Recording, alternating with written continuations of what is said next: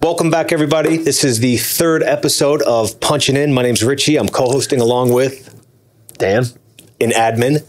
I am here with the great MTV, sometimes known as Brownie, Michael Thomas Brown in the house. Good morning. What's going on, Brownie? Not a lot. Yeah? Hell of a morning. Great to have you here, buddy. Yeah. This place is beautiful, man. I love it. It's looking nice. Yeah, take a good look around. It's the last time you'll be here until we need you again. Keep moving your way up in the gym. We'll let you see the other parts of it someday. Yeah, I'm plugging away. Keep plugging away. Awesome. 15 years in. So people who don't know who Mike Brown is, he's started off as a fighter. He's a WEC champion. Back in the day, knocked out Uriah Faber to capture that as an underdog. First major champ we ever had at this gym. Hell yeah. Great time. Segued into being a UFC fighter, then worked the front desk, and actually before that, and now you're a coach and worked your way up, and you work with some of the biggest names in the business. I don't know if everybody knows who you work with, but guys like Dustin Poirier and Masvidal and Kyoji, Gamrot, Andrei Arlovski, Joanna, Kayla, list goes on, a lot of up-and-comers. How do you find the time, buddy? Hey, man. Yeah. But hey, I've had like literally almost every job here, right? From the front desk guy to the fighter guy to the coach. And I've done it all in this gym. You have. Great progression. Yeah, great progression. Which is funny because I remember when you were still working the front desk and selling memberships, answering phone calls. You had your fight with Uriah. You won the WEC belt. And Richie comes to you and says, hey, Brownie, I know you're a big champion, a big wig now, but I'm going to need at least 2 weeks' notice to find someone else to work the front desk. You're like, are you firing me? Richie's like, no, I just figured, I like my job. I like being here after training. Can I stay? I like to keep the insurance, too. I get the insurance, work a couple hours a week. Yeah, it wasn't work. I was coming and hanging out with everybody, bullshitting and talking, and it's not a job, man. It's what we're doing here now. Hanging out, right? Hanging out and getting paid. So to me, it wasn't a job. It would, I think, some people would get a kick out of it. I think, like maybe they were fight fans who would come in and be like, "Are you working at the front desk?" I'm like, yeah, man, this is what I do. It's awesome. Been here forever. And I think that approach of how you look at your job is part of what makes you so successful at what you do, because I have no doubt that if you hit the lotto, the Powerball tomorrow and got $100 million payout, you'd be at work the next day. 100%. Yeah, 1,000%. Yeah. It's not a job, man. We're hanging out and bullshitting and talking about fighting, playing with technique, and getting better every day. So I'm just amazed at all the high-level guys you work with, but they're a head coach. I know you got a lot of support of other coaches that work with you, but how do you find the time to schedule all these guys? And again, they all have their own egos. They all have their own schedules. Different fights kind of blend into one into the next. We do our best. Sometimes you are stretched thin because also with all these fights, we travel a lot. So that sometimes when I got a lot in a row, sometimes I feel like a professional corner man and not a coach, where I'm like on the road a little bit too much. But try to find balance. And we have so many amazing coaches here. So if I'm on the road, there's 10 other coaches here that are like equally as good and doing the same stuff, and all supporting one another. And then the teammates too. All these guys could be, or probably will be, coaches at some point. You learn just as much from the fighters as you do the coaches. So this beast just keeps snowballing, man. Right? Yeah. In situations like that, when you're on the road a lot, that's where communication among our coaches comes into play, because you hear guys that, oh man, this guy's on the road. Who am I going to work with? This coach isn't here today. Oh shit, who am I going to work with? Our coaches communicate every day, every week. We know who's going to be gone, when they're going to be gone. We have backups in place, and you never leave without saying, hey, I've got this class on tomorrow. I'm supposed to work with this person next week. I'm not going to be here. And you have your backups in place before you even leave, which is a big part of the structure of what you do. Yeah. Usually like my classes, Mako usually runs the classes, and the guys that are kind of doing the private lesson type stuff, that's kind of spread out between all the different coaches. They're all like picking up the slack when one another guy is traveling. So the system seems to be working. You're doing something right, buddy, right? The team's doing something right. Yeah, this has been snowballs, right? Like and talent attracts talent. We get more and more great fighters from all around the world. Love it. Yeah, I mean, that's a great point. I was just talking to Dan about this before you came here. So we're opening up the new gym in Pennsylvania, right? American Top Team, Happy Valley. So we got Marcel Ferreira up there who's going to be running things, an old school guy from back here, along with Bo Nickel, 3-time NCAA champ. So what are your thoughts on guys like, I mean, Bo's just a tremendous wrestling talent. Anthony, the other Kassar, a heavyweight there at Penn State, who's now transferring over. National champ 2 years ago. Yep. Actually beat Gable Stevenson, in the conference tournament and the NCAAs. So what are your thoughts on guys like those type of talented wrestlers with their skill set, kind of starting to dabble a little bit in MMA and maybe fight full time? This is probably this is such a brilliant idea that I think Dan had. This is like the greatest recruiting pipeline that the sport's ever seen, potentially. And more people watch college football than college wrestling. So for those of you who are not up to speed on how these programs run in the NCAA college wrestling world, think Alabama football is what Penn State is to the college wrestling world. So the people that get through that program, that are attracted to that program, that are successful in that program as MMA prospects is kind of mind-boggling. Yeah, even the guys that can't even cut it, because at that level, everybody in that room or not, everybody in the lineup is a national champ, All-American, super high level. But even those guys that aren't quite making the team are potential UFC champions. But are making it through the program, right? Or just to be in there, to be at that level.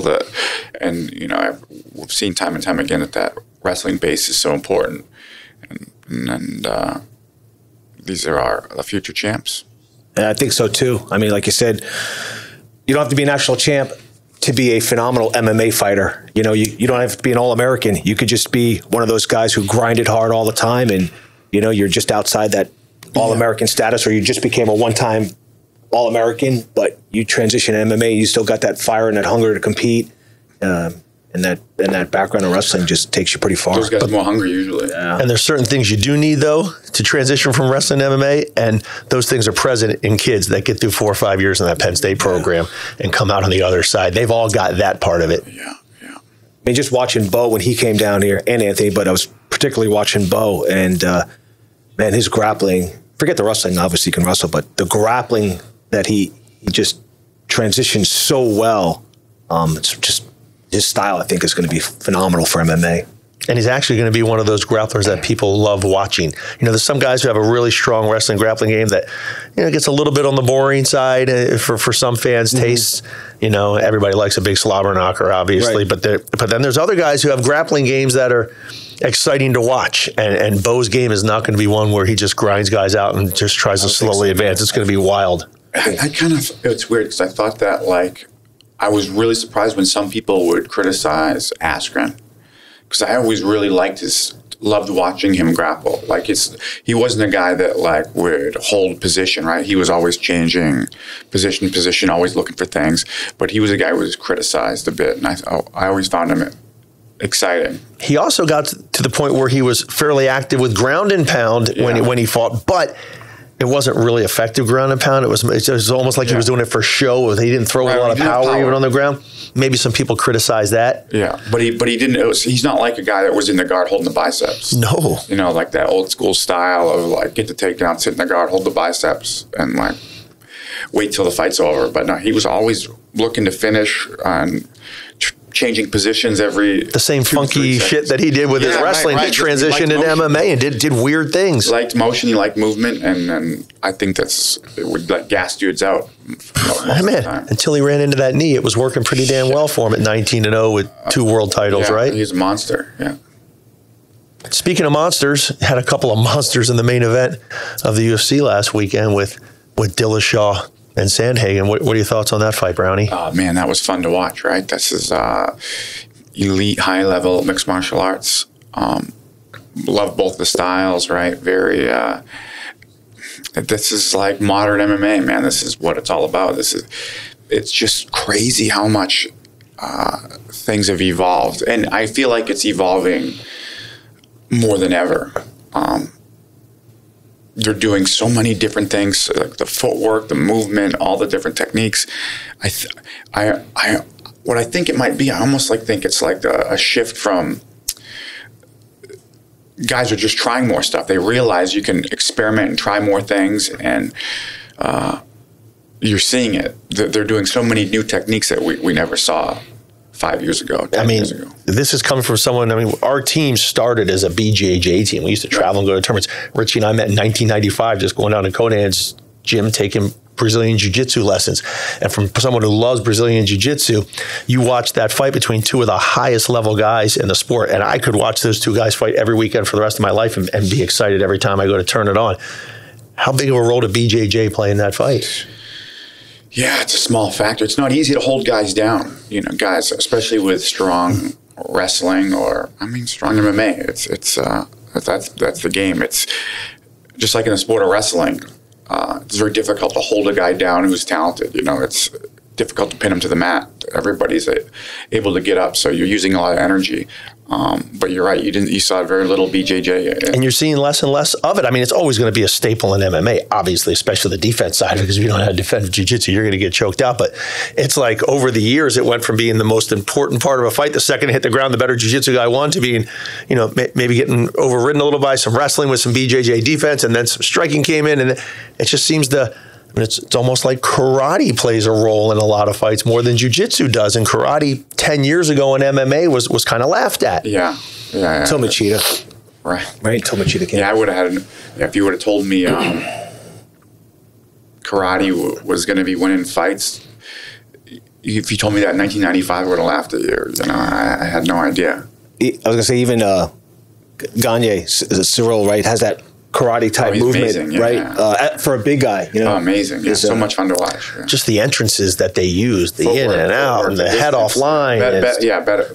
Like they keep it at a very far distance, a safe distance. Stephen Thompson, obviously, jumps to mind. A guy like that. Interesting how we're just talking though about how jiu-jitsu didn't really play a factor too much this weekend. But did you just see where TJ had a knee surgery? Yeah. He did. So I'd have to assume it's from that leg lock. He got a little lazy, he said, in that position, and it got tweaked. So it did have a factor, right? Yep. Look at the interesting about the scoring on that fight, right? This is kind of a lot of controversy. Yeah. Who did you think won? I thought Sandhagen won. Okay, so you didn't agree with the decision. But it was, obviously it was close and it could have gone either way. But man, if you think about the damage, the guy got his knee torn up, his face busted open.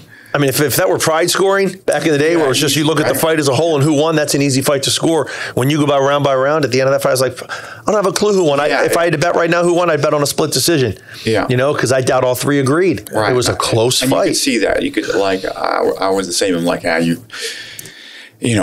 would have scored it for Sandhagen, but you knew that the judges could see anything in that. It wasn't easy to score. I like when judges give more value to damage, personally. That's the way it should be. But it doesn't happen a lot. Right. A lot. You never know what these guys are thinking about. I look back to Yana's fight against Caitlin Vieira. Came down to that third round, and she got controlled for 4 minutes of that third round. And then with the last 20 seconds, she got on top and dropped some monster elbows and cut her up. But it was only for a 15 or 20 second blow. And I'm like, well, she's not going to win this fight because they're not going to give her that round just based on that one little fight, even though I would, because there was no damage. Right. And two of them did. I think it was a split decision, and two of them gave. I was like, holy shit, they actually went with damage. So I'm with you. I like to defer to damage also. Another famous fight where this came to play. I remember having friends call me from home saying, "Oh, this is bullshit. There's something wrong with the scoring system."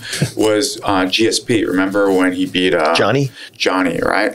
His face was a mess. If this is a street fight, and you guys both, go to the bar after or something, you look at one guy and you look at the other guy. There's no question about who won that fight. Although GSP was a little different because he was just so prone to his face getting busted up. His face whenever he didn't get hit a lot, so you didn't see it a lot. Yeah. But he was prone to getting busted up. And you talk about that, and then how it looks in a fight. Take Joanna's fight with Wei Lee. It all came down to the fifth round. Yeah. If you look at the punch stats and you go back and you watch that fifth round, Joanna landed significantly more strikes in that last round, but she was so deformed from the swelling. Every time Weili landed a shot, you're like cringing, like, oh God, it's already all messed up. So I see why the judges did what they did. Yeah. But if she wasn't damaged going into that 5th round and people just looked at that one round, I think more people would have given that round to Joanna. Yeah, for sure. Yeah, without the damage, she probably would have got the nod on that fight. Crazy, because no hematoma, right? Like I said, no swelling. If the fight ends the way it does, Joanna wins it, gets another title, right? So it's just what a change. Smallest thing, makes, right? But the swelling didn't happen by accident. I mean, Weili hit her. Listen, of course, of course. But just getting back to that to the fight we're just talking about with TJ. Man, you see TJ force the action a little bit, but for the takedown, but really presses Sandhagen against the cage, but not doing a whole hell of a lot with it. And then you see the damage that Sandhagen has done. I think he should have scored a little bit more in that fight. Yeah. I personally thought Sandhagen. I mean, I think Sandhagen kind of did it to himself. Probably he probably thought he was okay. Like, I'm winning this. He's not doing any, because he would look. Obviously, he had a ton of energy left. He was very relaxed. Yeah. Like he almost would like accept it and let it happen. Like, oh, he's doing nothing to me. Get my back. He's trying to try to elbow him and hit him, and was really content with those situations. He was like choosing not to use too much energy on the takedown defense and stuff, because he knew he was going to get away. Same with like he was hitting that Grammy roll early on. It was interesting. It was interesting because he obviously could have fought that stuff harder and not given him the back, but he probably thought he was cruising to a victory. A lot of it comes down to what does a judge favor. I mean, you take a guy who comes at another guy and he's pressing the action and he throws 15 punches and lands 1, and the other guy's backing up the whole time and throws 2 punches but lands both of them. Who's ahead at that point? Is it the guy that landed 2 strikes, or is the guy that pressed the action through 15 and only landed 1? A lot of it falls into how that judge's internal biases or what he prefers in a fight. Very subjective. Really subjective. 3 different judges, 3 different opinions, right? And it's round by round, which, in my opinion, is tough to score a fight on a round-by-round basis, because one round may have really little action, another round might not be a 10-8, but it was significantly better than the first round, which is why I just love the old pride scoring, whereas who won the fight in general, especially, I mean, it works in boxing if it's a 12-round fight. I mean, they're going to even themselves out, over the course of that many rounds that you're scoring, but like in a 3-round fight, it's like, I loved pride scoring. I love the no rounds. I love the one, let them go. I hated when they introduced rounds. Hated that. I think they did that to make it look more like boxing, because they were trying to get regulated by the athletic commission, so try to make it look more familiar. Yeah, but didn't like it. And I remember so clearly when the first time they started stand-ups, my mind was blown. I'm like, what are they doing? They're destroying the sport. You can't do, this is a fight. You can't say, oh, wait. Stop. Yeah, this was not so bad. But it's all for, And some of the stand-ups are subjective. Yeah. I've seen fights where guys, there's fights where guys got stood up out of the mount. Yeah. Or from side control. Depends on who the ref is. A lot of it depends on that. You do see that sometimes. It's crazy. And when you have a guy who's a grappler and a jiu-jitsu guy and he's on top, you're like, let him fight, ref. Let him fight. People are booing, get a room. Sometimes the ref and then you got the guy who's a striker. You're like, Jesus Christ, ref, what are you going to do? Back in the day, we were such a jiu-jitsu based gym when we first started. We had like 95% of our fighters were Brazilian, and we were all jiu-jitsu guys. So guys would be fighting, and I used to have a little bit of a running joke with Big John, because he'd come in the back before the fights. But hey, man, let these guys fight on the ground, John. Don't listen to these crowd booing, and don't be good quick stand-ups and whatnot. And then we had a fight where we actually had a striker. I think it was Pitbull. Yeah. Thiago Alves in a fight. And a guy took him down, and I was in the corner. And they were only down for 10 seconds. And John's right in front of me, and I'm in the corner. I was like, this is getting boring. John, stand him up. And he looks at me like, stand him up. Come on. Yeah. It's funny. Yeah. But that fight, I mean, credit to both guys. TJ fought his ass off after a 2-year layoff. He looked good. He looked good, and Sandhagen is going to be a force to be reckoned with. How about the flying knees that Sandhagen's landing? Yeah, just like the good timing, right? The beautiful mix of techniques. It's like he starts with the inside low kick, then with the straight punches. After he lands the straight punch, then it's the flying knee. So it just keeps you guessing. It's never the same thing. Especially once he hits you with something, you're going to be real sensitive to that technique. So he's coming with something completely different, something big. A lot of big techniques too. A lot of that spinning back fist or elbow in the end of the third or fourth was beautiful, right? Rocked him. Dude, he hurt him a few times. Dude, his timing is fucking good. I mean, it's one thing to hit those knees on a guy like a T-Bow, who's just a tank coming at you, blasting a double. He's hitting it against TJ Dillashaw. He's hitting against Frankie Edgar. Those guys' movement and footwork is all over the place. How do you time that on something that explosive? Yeah. The spinning back kick on Marlon Moraes. I mean, Marlon's not just standing in front of you. This guy's timing is counters. good. Yeah, his counters are on point. He's baiting guys in and waiting and setting the traps, and he does a really, really good job of bringing guys into what he wants to do. So credit to him. It's interesting. I'm listening. I don't remember where he said it. Might have been after the fight, but he was saying how he was like stuck, you know, and I don't know if it was at home or he didn't have any training partners during COVID. So it was like he was just working on these new techniques on the bag by himself, you know, like drilling, you know, precision and working, adding, you know, these new weapons, and then they're coming out beautifully. It's pretty amazing. Yeah, great fight. Obviously, TJ's probably looking at a title shot next, but Sandhagen's probably just looking at another big fight and a fight or two away at most to another title shot. That fight didn't really hurt, didn't derail Sandhagen. just put a little pause in. What a monster division with everybody in there, right? I mean, it is a fun division to watch and see how everything kind of where the smoke clears and who's going to be on top. Yeah. Speaking of that division, this coming 2 weeks, you got Pedro Munhoz and Jose Aldo. How do you like that fight, Brownie? So before you even get into that, it's funny. I remember when you beat Faber, and I was in the locker room, and who was in our locker room at the same time? But Jose Aldo on the card, and he was a young kid, and he was fighting Rich Crunkleton. And I remember watching the fight because I knew who Crunkleton was. He had been by our gym before, and Crunkleton was a tough kid. You were getting ready. I don't think you were paying too much attention. I just remember watching Aldo fight, and I said, and he fucked Crunkleton up, and I just said, Crunkleton was a tough kid. And I said, this is going to be a fucking nightmare, this guy. This guy is the real deal. And I was like, holy shit. And then you fought, I kind of forgot about him, but he was in the back of my mind. Yeah. And then you see Aldo, he's man, just what a legend he is. Yeah. And now Pedro, who's just a killer here, gets to fight Aldo. So, Mike, you fought Aldo, obviously. Give us your input. I mean, that's obviously a super fun fight to watch. I mean, every Pedro fight is super exciting because he's got one way, it's pressure and hard. It's like always looking to finish. Pressure, big punches, or looking to sub, like nonstop. That's his game. That's what he does. And somebody's going down. And, 9 times out of 10, it's the other guy.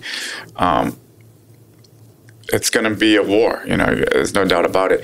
Sometimes Aldo likes to play like a slower defensive counter game, but you got no choice but to fight with Pedro. And obviously Aldo can crack, man. He's got big power, amazing speed, amazing reflexes. So there's no doubt both guys will probably be bleeding, Mike, so both guys have incredible leg kicks. I see Pedro just demolish guys, even if he doesn't win a fight, I think unfairly at times, but the guys can't walk. His calf kicks are amazing. Aldo is known for his kicks. Yeah. I think he's kind of gotten away from a little bit his last few fights, but he is a monster with his leg kicks.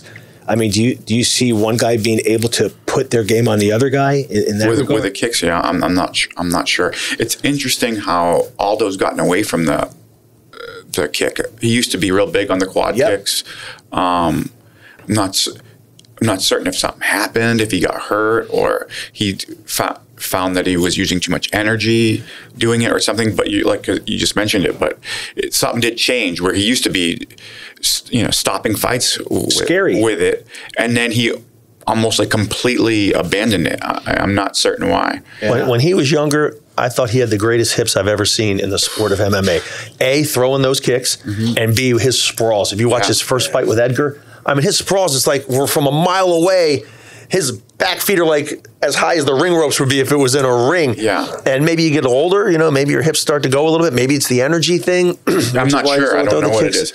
It's funny, though, you were talking about the takedown defense. I remember when I fought him, this is in 2009. We're studying film and all this. And at that point, in all the fights that I had watched, he only got taken down one time in all the fights that I watched, and it was a lateral drop by Brookins. Okay, Brookins hit him with a lateral, and he was up that fight. I'm sorry, I said Crunkleton early on. It was Jonathan Brookins' fight. I'm sorry. Excuse me on that. And it was like he was up in like 5 seconds, not even 3 seconds probably. So I'm like, man, this guy was probably tough to take down. That's what impressed me. And he was. Because Brookins was a good wrestler. He had a good clinch and a good lateral.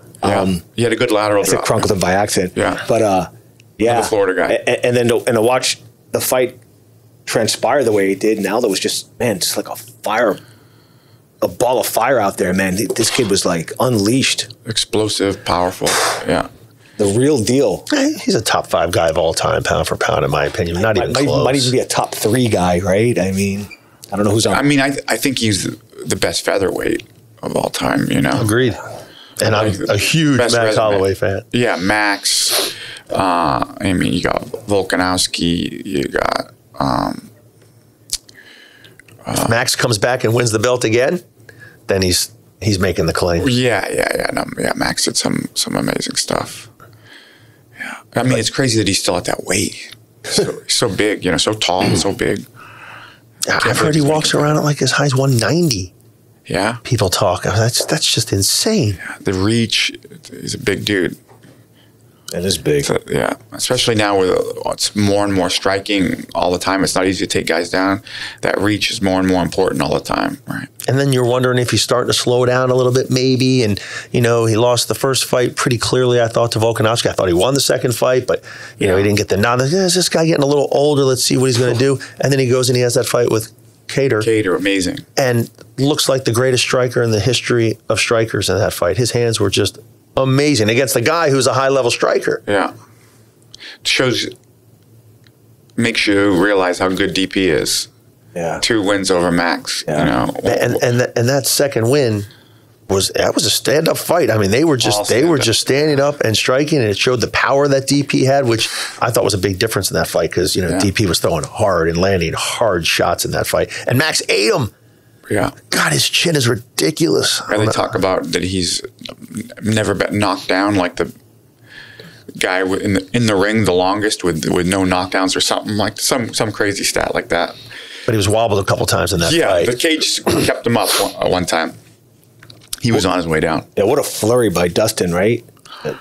On Max, just what he unleashed on Max, and Max has got that crazy Hawaiian chin, I guess, Those guys don't go down easy, man. When DP hits that button, like, get him out of there button, like, all right, it's time for me to get this guy out of here.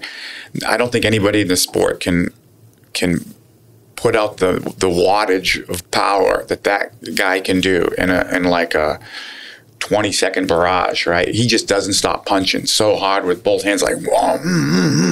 And he hits hard at range. He hits hard right in front of you.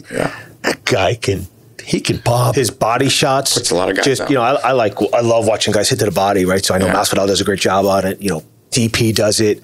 And while we're talking about him, let's talk about the Conor fight. You're just coming off this huge fight with Conor McGregor. Congrats on that, man. I thought it was awesome. I thought it was a great win for Dustin. Obviously, crazy ending with that leg going out. But I think if that would have gone into the second round, that's DP territory. Yeah, I mean, not exactly how you want it to go down, right? The ending, of course. But so happy with how that round went. It was like we knew if we won the first round, chances of DP winning is very, very, very, very high. Like just not getting hurt in the first round, chances of winning are super high. Never mind even winning the round. Like just because we know DP always gets stronger as the fight goes, as he showed time and time again, and Conor has a tendency to fade. The fact that he was grappling, took him down, dropping elbows on him, you just like, he's got this. He's got it. The percentages of him winning after that were just so high, we assumed. You know how dangerous Conor is in that first round. Yeah, he couldn't. Yeah, he could have caught DP early, obviously, and put him away. When his power meter is full, he's as dangerous as anybody in the history 100%. Of the sport.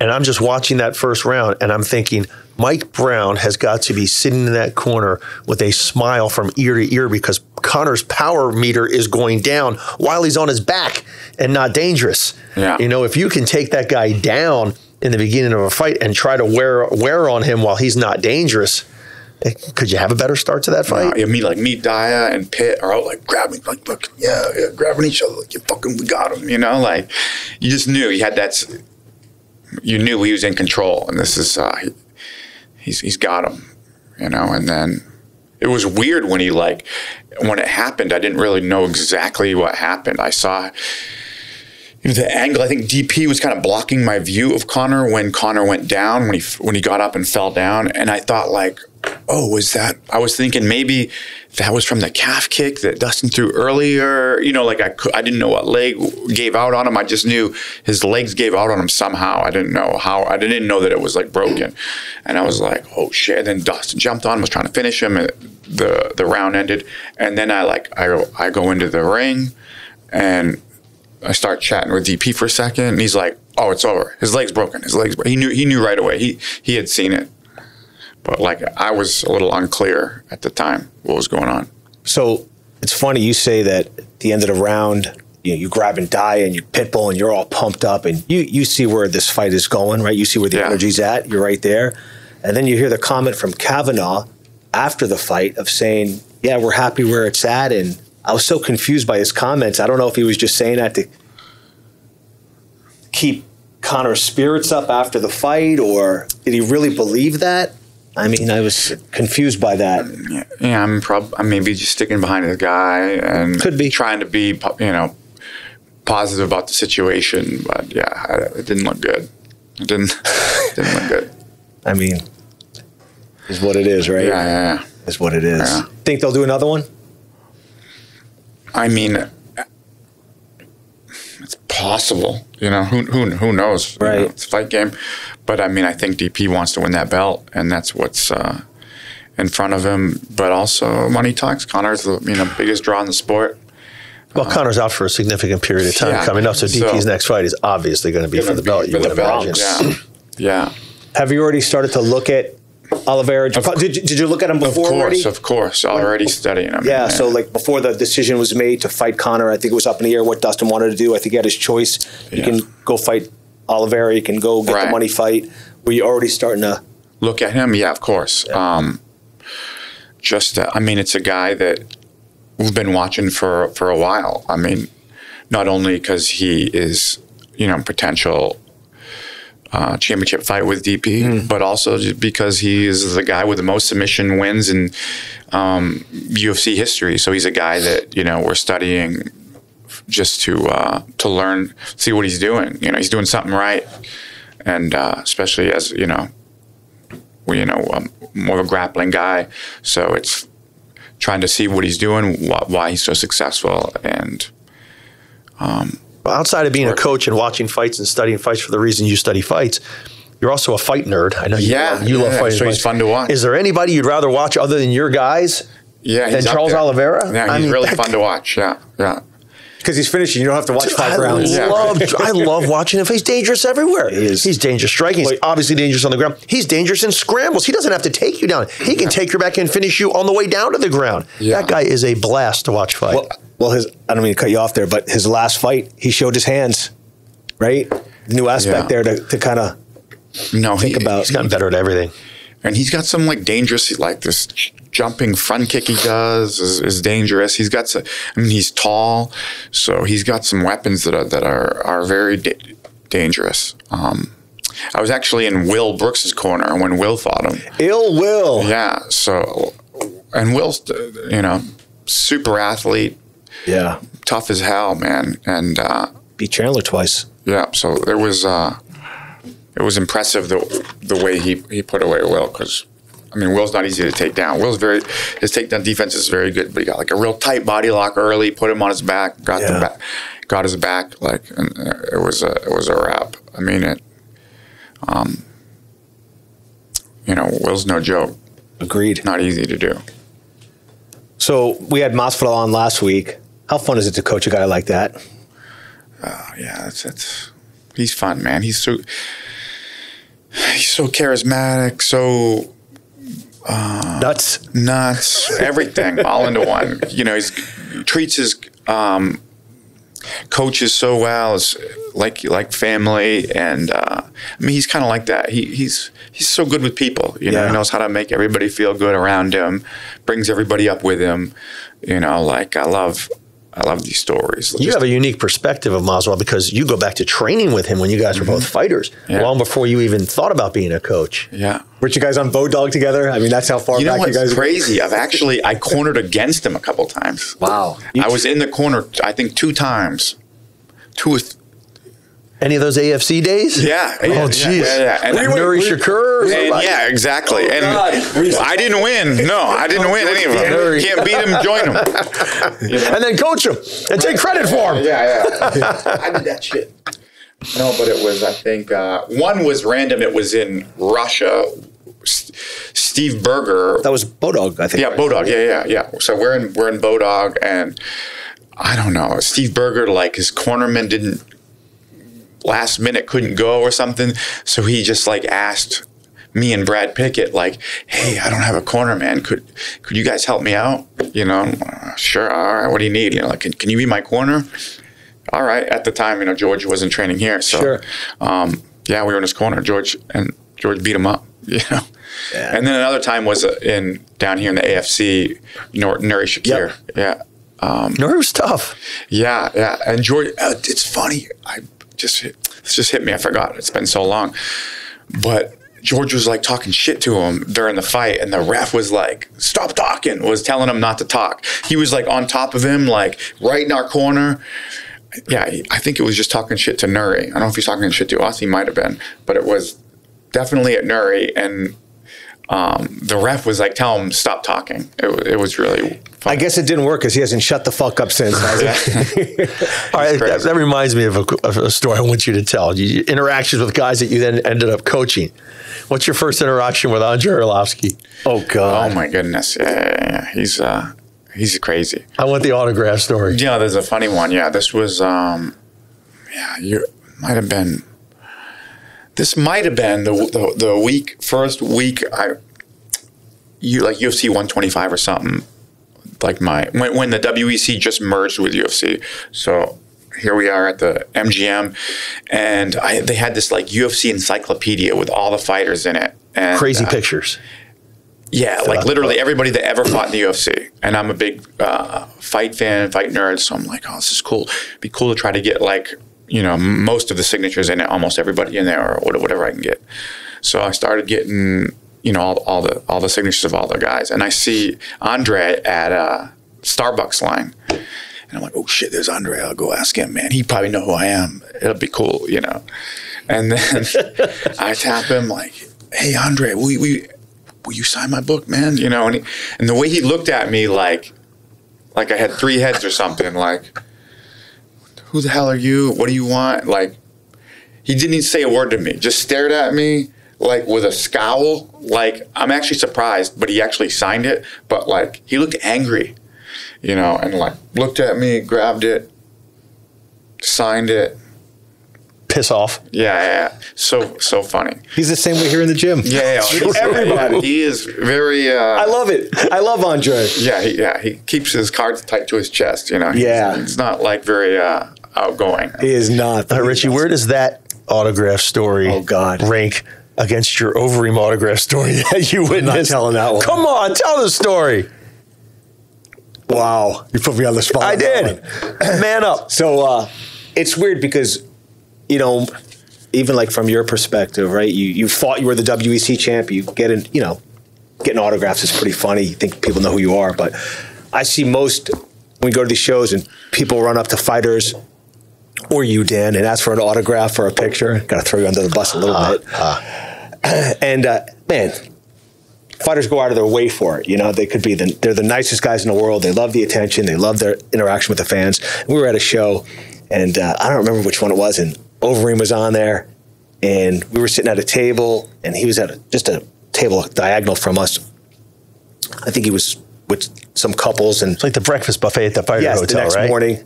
And forget who was at our table, and they went up to leave and get to the line, and I guess people from his got up to the line, so it was just me, and I was kind of staring across at him.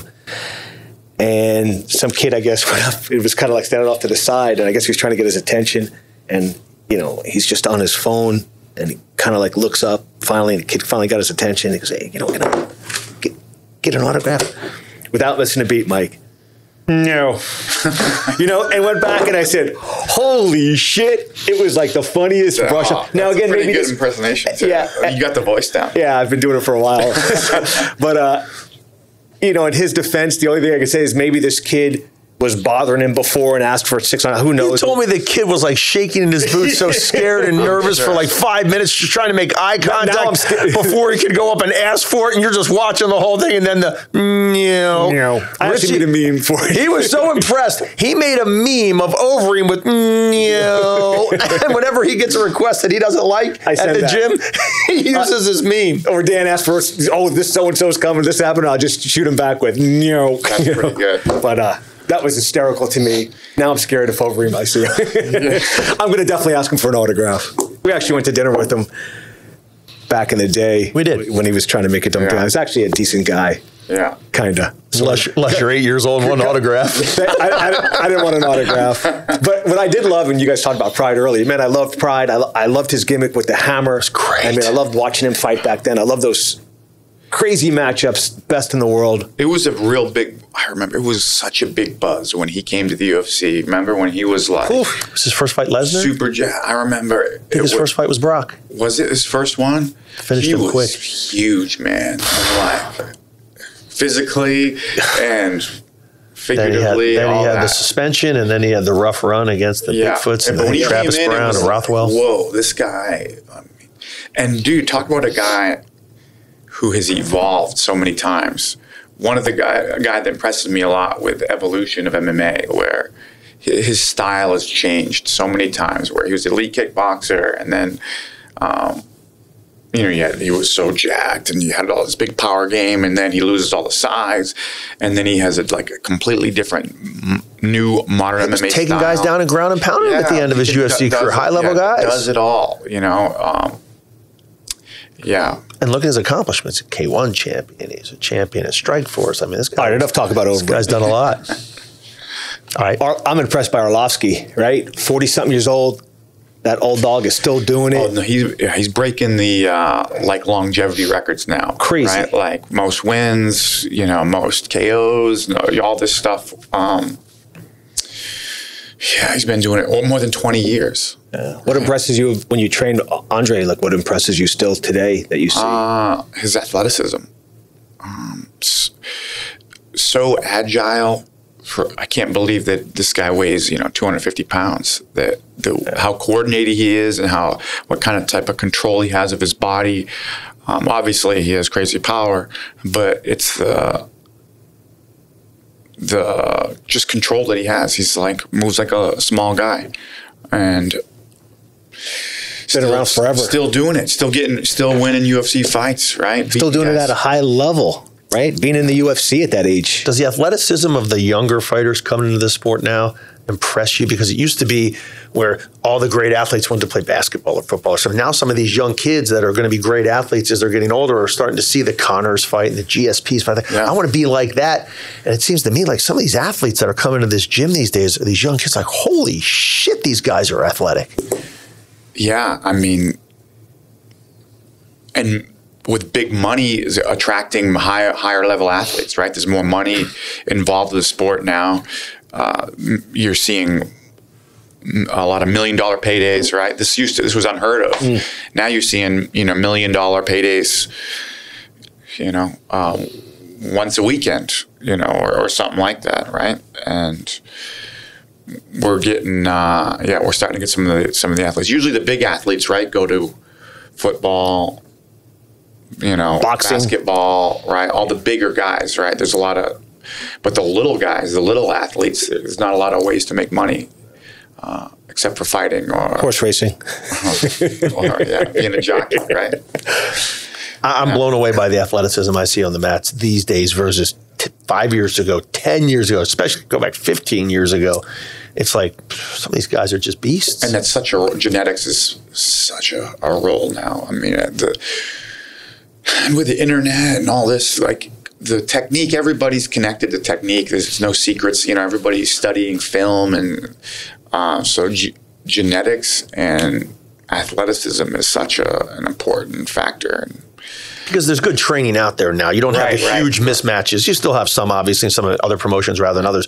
But in the higher level fights, you're getting good guys against good guys. Yeah. And the guy who's the better athlete in a similar weight class, he's got a big advantage as long as he's of equal skill or close to the skill range. And you have access now to the information, right? Like, I used to think about this about like wrestling, the sport of wrestling, and this is my idea of why maybe there's so many freshman national champions nowadays, right? It used to be unheard of to be a national champion as a freshman, right? But you see it more and more all the time.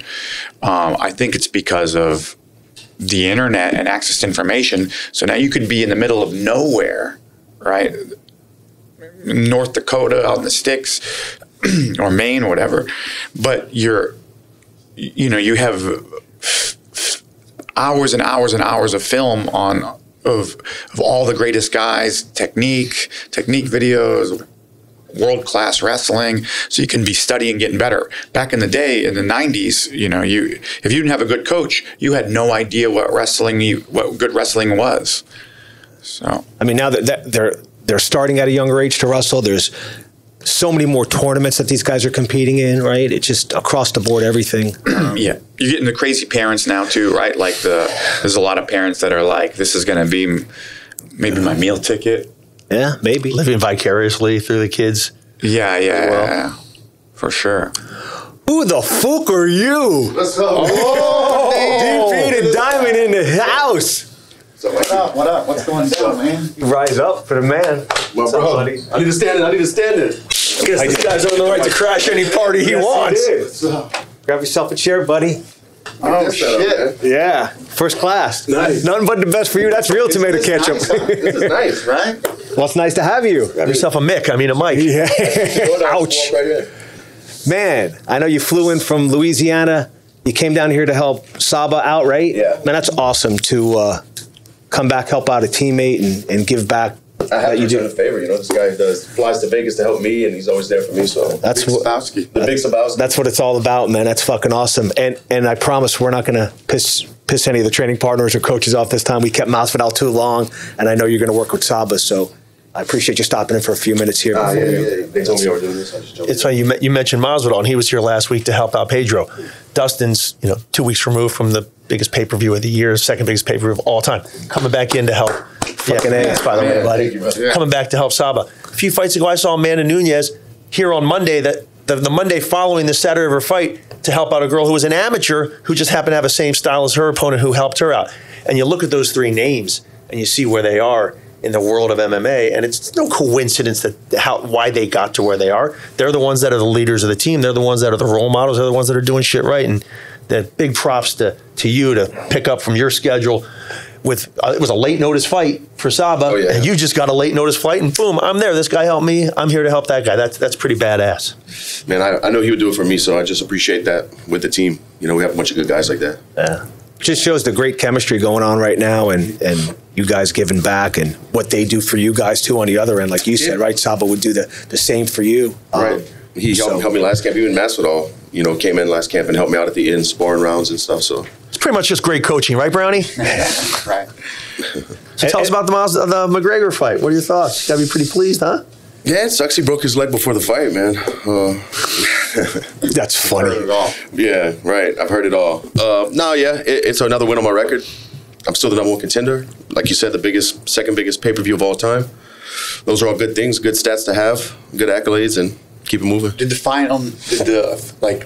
final numbers come out? Do you know the? I don't know the final numbers. I know they were saying close to it, 1.8 maybe worldwide, but I think they're slowly coming in. Tremendous. That's awesome. A lot goes into those pay-per-view things because they have to refund people here and there, and stuff like that. Whoever asks for a refund is an idiot. Right. Yeah, that's just what I've been hearing through the grapevine. Like somebody's service might have went out, or somebody's kid might have bought it and they weren't supposed to, and they have to they have to juggle all that stuff. How long? Dan, maybe you know this. How long until they have the final numbers done? I think it's a lot quicker now that it all goes through ESPN, through their platform. In the old days, you used to go through all these different cable providers, different satellite companies, and different people on different schedules getting their money in. Now it's a lot quicker because it's all through one platform. Yeah, true. So I got 2 questions for you. So when you check the kick, did you feel like something was off with him during it, or like when he planted right afterwards again? Did you notice his movement off a little? I just know from getting kicked and kicking so many times over the years that when a kick lands bad, you know, I just know it kind of hurts both of us, even though it's hitting my knee. It hurts the other guy a lot more. Just from sparring rounds, I just know. And there was one kick, I turned my knee out a little bit. I didn't fully check it. I didn't have my weight like a traditional check. When you pointed? Yeah, that one. And so you felt something, you were like... No, I knew that was a bad one for him. I knew that one hurt bad. That wasn't... That didn't feel good. And it did. I think it was on top of his foot, but you never know if that could have caused like torque on his shin bone and cracked it. I don't know. You know, he was throwing hard kicks, and a lot of them were hitting my knee. Right. And I didn't get to, like I said, traditionally check the kicks, but I did turn my knee out, and it was bone on bone, and it was worse for him. Yeah. And timing-wise, did you notice a big difference from the first time to now, or? Timing as in just on the stand-up, his left. You mean the last fight to this fight? Yeah. Not really. I mean, I know he's fast and great counterpuncher, so I didn't want to like leave myself in the open too much and chase him. Mm-hmm. But I was able to slip his cross twice in that fight and throw my own. The second one, that's when he went down. We both missed, but the first one I hurt him, and that's why he started trying to grapple. You know, was that like a big surprise? Bitch.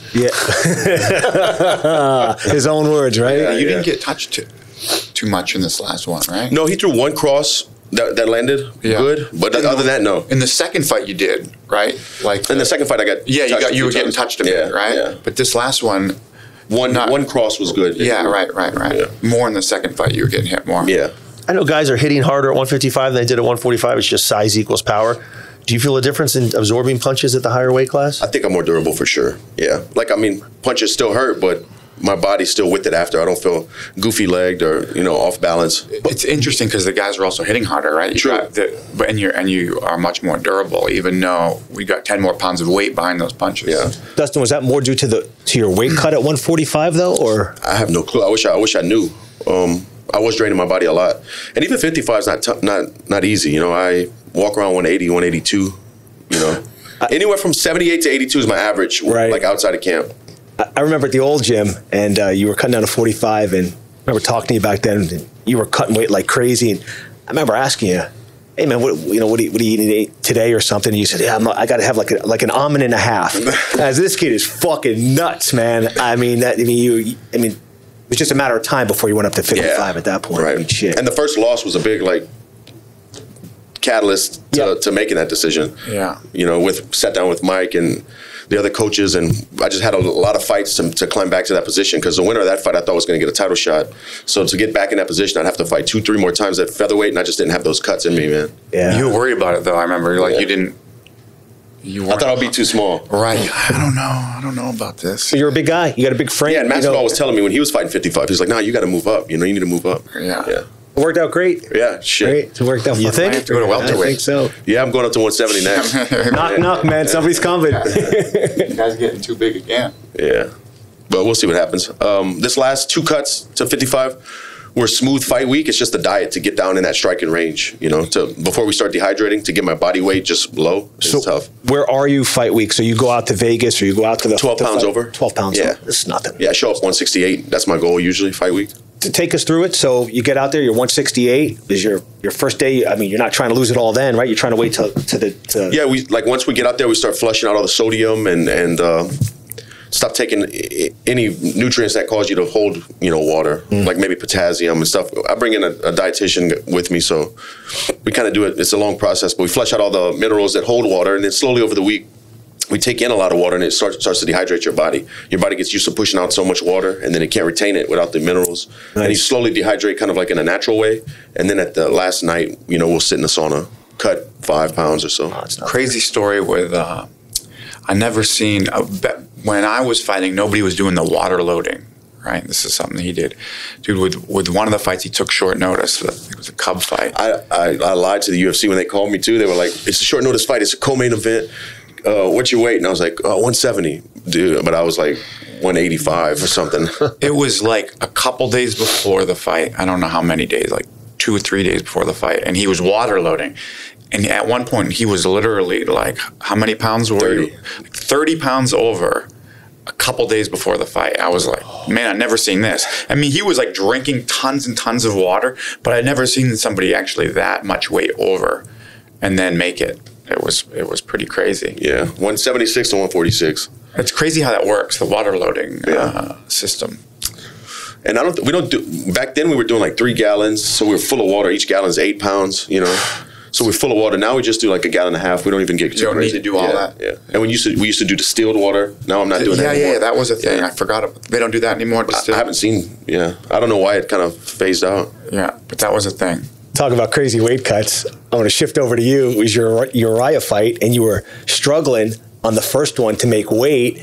And I remember saying to you, I said, Benny, you always have this fucking problem? And you're like, no, I've never used a sauna before. This is the first time. And I'm like, what the fuck are you doing? Well, I always hated the sauna. I always liked He likes to work it off. But Yeah, he decides the biggest fight of his life, Uriah Faber, and he decides to like cut weight in the sauna, which he's never done before. And I was like, what are you doing? I was dying, and then it was a really weird situation too, where the sauna wasn't quite hot enough. It was like the sauna was That's the worst. was broken, and then they put the Albaline? on me, and I don't use that. And everybody's trying all the tricks. And they're like, oh, he's sweating. No, he's sweating. But I wasn't sweating. It was just the greasy, sweaty. Oh, so you actually had to use the extra hour or whatever you had. Yeah, I missed on the first. I remember that. For only time I ever missed on the first. How much over? I don't remember. It wasn't much, maybe a pound or something. Maybe not even, maybe. He lied to the UFC. He was 20 over. It wasn't a lot, but I missed on the first try. And I'm just putting on sweats eventually and just running around the Hard Rock parking lot. You almost got a second wind. Yeah, no, I did. You were dying. Somehow it hit me. Somehow it hit me where I did get a second win. I'm not sure. I remember telling you, I said, man, I'm not sure he's going to make weight. I remember. Fuck. I was dying. All's well that ends well. Yeah. It all worked out in the end. Speaking of all's well that ends well, it's really satisfying for us on the gym side to see anybody succeed and anybody hit high levels and set pay-per-view records and win belts. But to see good guys have good things happen to them, thanks, man. It's even better. So congrats for everything you got. Appreciate it, man. Yeah. Trying my best out here. Yeah. And big fights bring big energy to the gym, and it rises everybody up. Sure. And for sure, like when you walk back in the gym and then Saba sees you in the corner, you gain strength from that, right? I think all these training partners gain strength from who they train with, and they see the success of the other guys. It just brings. Is this your first day back? It built last night. Last night we flew in. We'll just wait until the people get here and start populating. They see you, the pop that you're going to get. It just brings everybody up, seeing good things happen. Momentum. I know how it is. Like when I'm in camp and somebody comes back from a fight I just watched. You know, I'm like, everybody's excited. And I make sure when people like you come back after fights like that, I'm going to the young guys, the up and comers, and saying, hey, there's a fucking reason this guy's getting the pop. Watch this guy. Watch how he handles himself inside the gym, inside the cage, outside. Emulate that. It's not rocket science to live your life the right way and be disciplined and do things the right way to get those results. You look at you, the Masvidals. Sometimes he does stuff the crazy way, but that's why it took him so damn long to get there. Kyoji's, Kayla, Amanda. You see the way they live their lives, the way they put what they put into the gym, and they're the guys that are having the big success. It's great to have good role models and leaders on the team. So thank you for that. Thank you, man. Yeah. Jesus, you guys. Put him up on that pedestal there. Hey, man, like high fucking praise. Man. Hey man, as soon as this goes off, I'm like, get the fuck out of here. Edit that. No, as soon as saucy piece of shit. Yeah. Louisiana motherfucker. We made him feel good. Edit that part out. Jesus Christ. No, I mean that. Which part? All of it. Yeah, How that's about great. Conor throwing the hot sauce in the crowd and stuff? That was pretty wild. Yeah. I think he lost his mind, buddy. That was great promo for us. Good though. pay-per-views. Yeah. Good for the numbers. Great good promo for the hot sauce. Yeah, good. I think he just said yesterday, the day before, that jumping to a guillotine doesn't count as a takedown. Well, before it was if you shot a takedown, you were a puss. It's like submissions don't count. He said. He's got some, subs don't count. You didn't check kicks. You absorbed those kicks, buddy. Like a champ. Yeah, like a big sponge. If you just absorb kicks in this gym, you're not training much. You need to learn how to check kicks in this gym because so many people throw and at them. that level, it could be so subtle as a slight turn out of your knee that makes a huge difference to where they're hitting soft parts of the leg or hard parts, and you just know when it lands bad on somebody, man. Yeah. Because I've been on both sides of it. And you watch fights where guys don't check kicks. They eat a few, then they try to switch their stance, and then I'm not comfortable in this stance. Yeah. Defensively, offensively, they got to go back. It's like, Man. And I've been kicked by a lot of heavy kickers, dude. Never before have I left like fight week and been sore just on my actual bone, like the knee. My knee was sore. You know, not my thigh or calf. My knee was sore. Who's the best guy you fought that had kicks like that you said, oh, man, this is a Gaethje, probably. He partially tore my quad. Gaethje. Wow. He throws him hard. Yeah. He throws everything hard. For his body. Like, he'll put him, like, so into the fight, him not caring about position and throwing kicks as hard as he can just to land them, not worried about like the repercussion. Kind of like his approach to punches. Yeah. He's a guy who could end up breaking his leg if he's not careful, just like blasting it. That's why he's so fun to watch, right? He just where's he at, man? What's going to happen with that lightweight division? Who doesn't want to see him fight like Chandler? He hasn't fought since Khabib. I'd love to see him fight Chandler. That'd be a great fight. There's so many good fights. He seems like really upset, right, about Chandler getting that title shot. He seems like he's been understandably. You got guys that are in the UFC for so long, and then of course, listen, Chandler had the approach of Ben, right? You came into an organization and you got fast tracked. He paid his dues on the outside, so I get his perspective too, right? So congrats to Chandler for getting where he was. But I understand guys that are in the organization for a long time and they're grinding, and they get there and they're like, "Fuck, man, really." Yeah. Lost my appetite. Although, to his credit, he did acknowledge that. He said, hey, man, right place, right time, lightning struck, everything. I'm not going to say no. Of course. So, what do you expect him to do? And like MMA as a whole, it wasn't like he was fighting, cans. He was fighting the best guys in the world in Bellator. Yep. Yes. So he's a high-level fighter. Yep, no doubt about it. To come in and not really cut your teeth against the top 10 of the division. One fight. Yeah. I think that's and you fought a guy coming off of 2 losses. Yeah.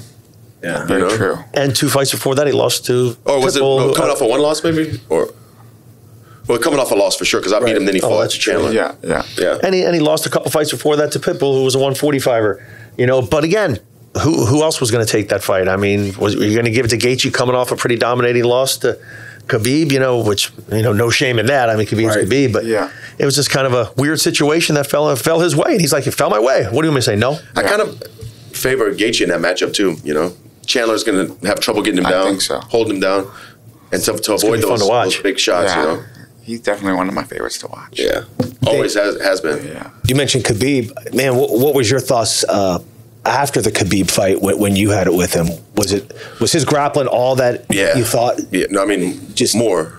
Yeah, more. Was it just his control? Did he feel super strong to you? Not super strong. None of these guys that I fought feel crazy strong to where it's overwhelming, but it's just his position and his balance was so good.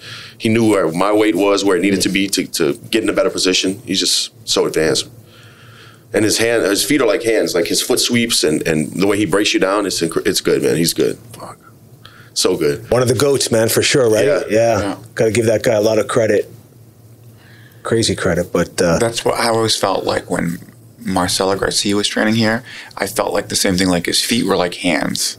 Like he felt like such good control with his legs, and nothing feels forced, like it's gentle almost. Yeah, like he was never working hard, just kind of like he's moving 50% all the time. Yeah, and like his legs were like arms. It was weird. How frustrating is that for you? I mean, I got smothered, and I wanted my goals to turn that into a fight. Like I needed it to be a fight, and he just smothered me and kind of did what he does, and I couldn't stop it. And I've been grappling a long time. Even though it was even late in the fight, I always thought though, like you had a shot to finish him, because your conditioning is good. So, one escape away. There was always like one punch away. Potential of like, well, if he gets away, he's still. Even though you were down heavy on the scorecards, I'm like, if he just gets away though, he could land one shot, or like the guillotine attempt. Like you always have that equalizer to get yourself back in it.